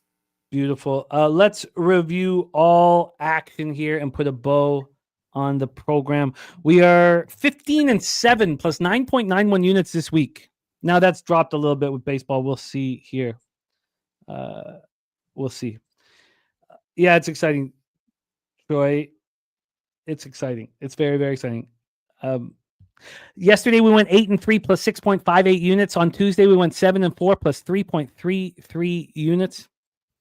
Then, Troy, I was working out about a year ago, 4 days a week. It just, I don't know what happened. I don't know. It got cold. What happened to everyone? Troy, fuck that shit. Couch potato for life, Troy. Don't want to sweat another day in my life. Sir Mackey's American Promise to win the Derby. We have action. Pig Milk play today. The Denver Nuggets money line at plus 230. Stacks play today is number 2. The one alive is the Phillies over 9.5. And Roy saying aloha from Hawaii. Much love to you, Roy. I had the pleasure of going to a friend's wedding in Hawaii in October. Man, magical.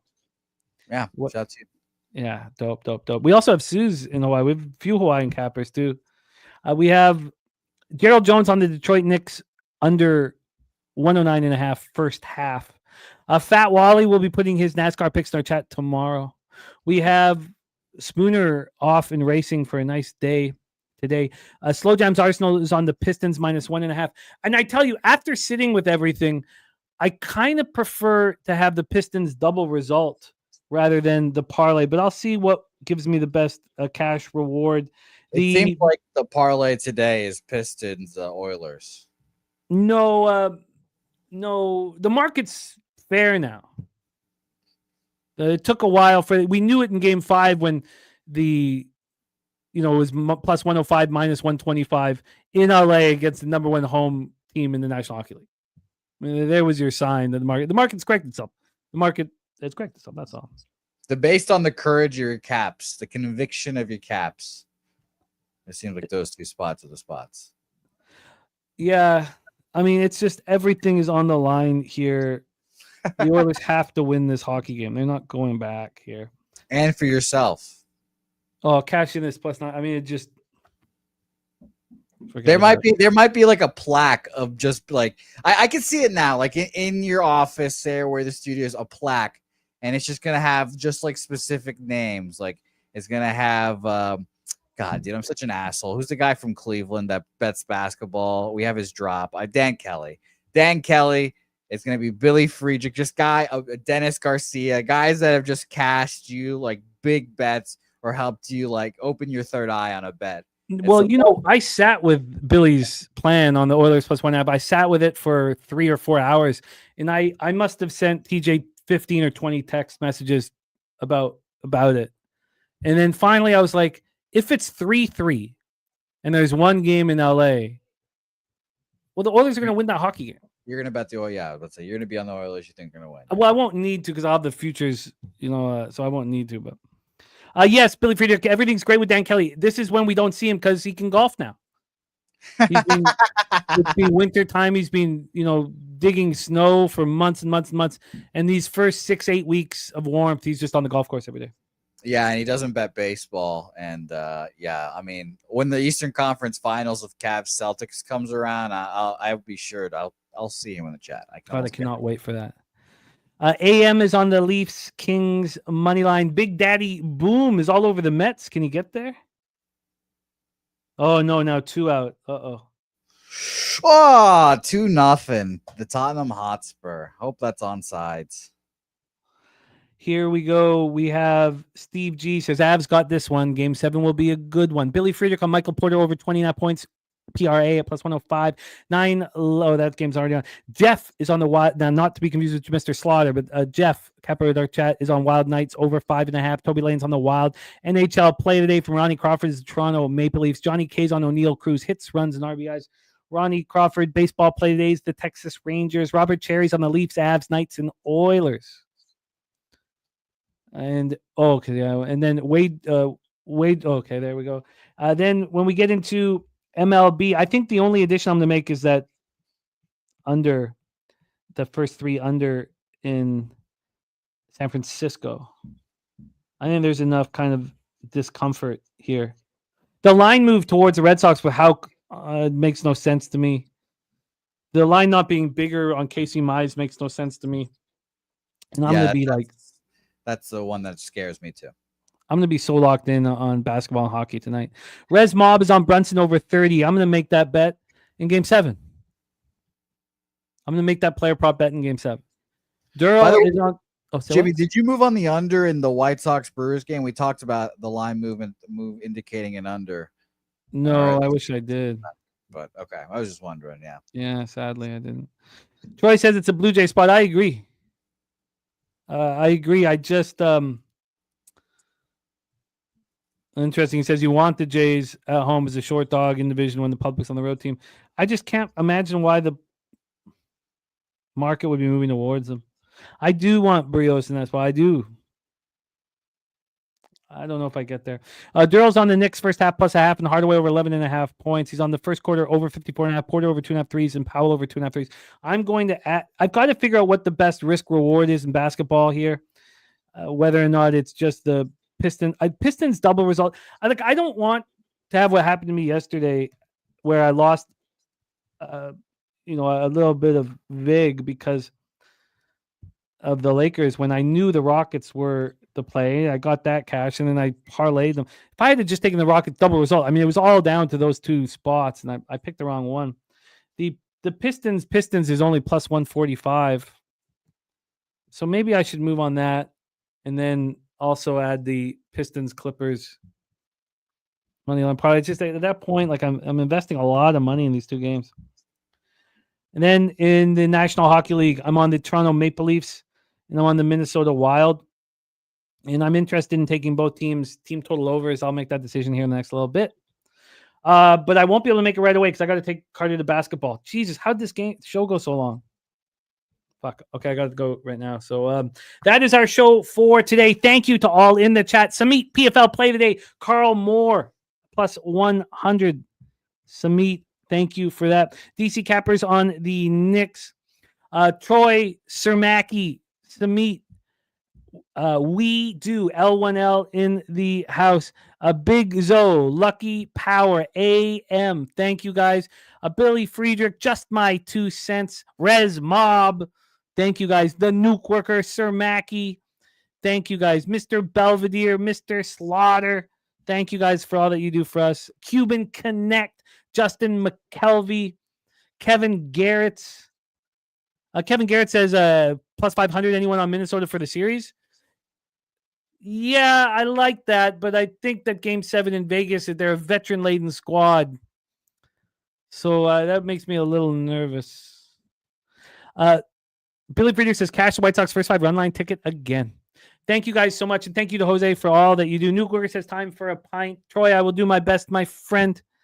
And Jose, can you please bless our action and let us into the future? Yep, let's go pick up Carter from soccer. Shout out to you guys, and let's fucking Jay, Los bookmakers. Let's go.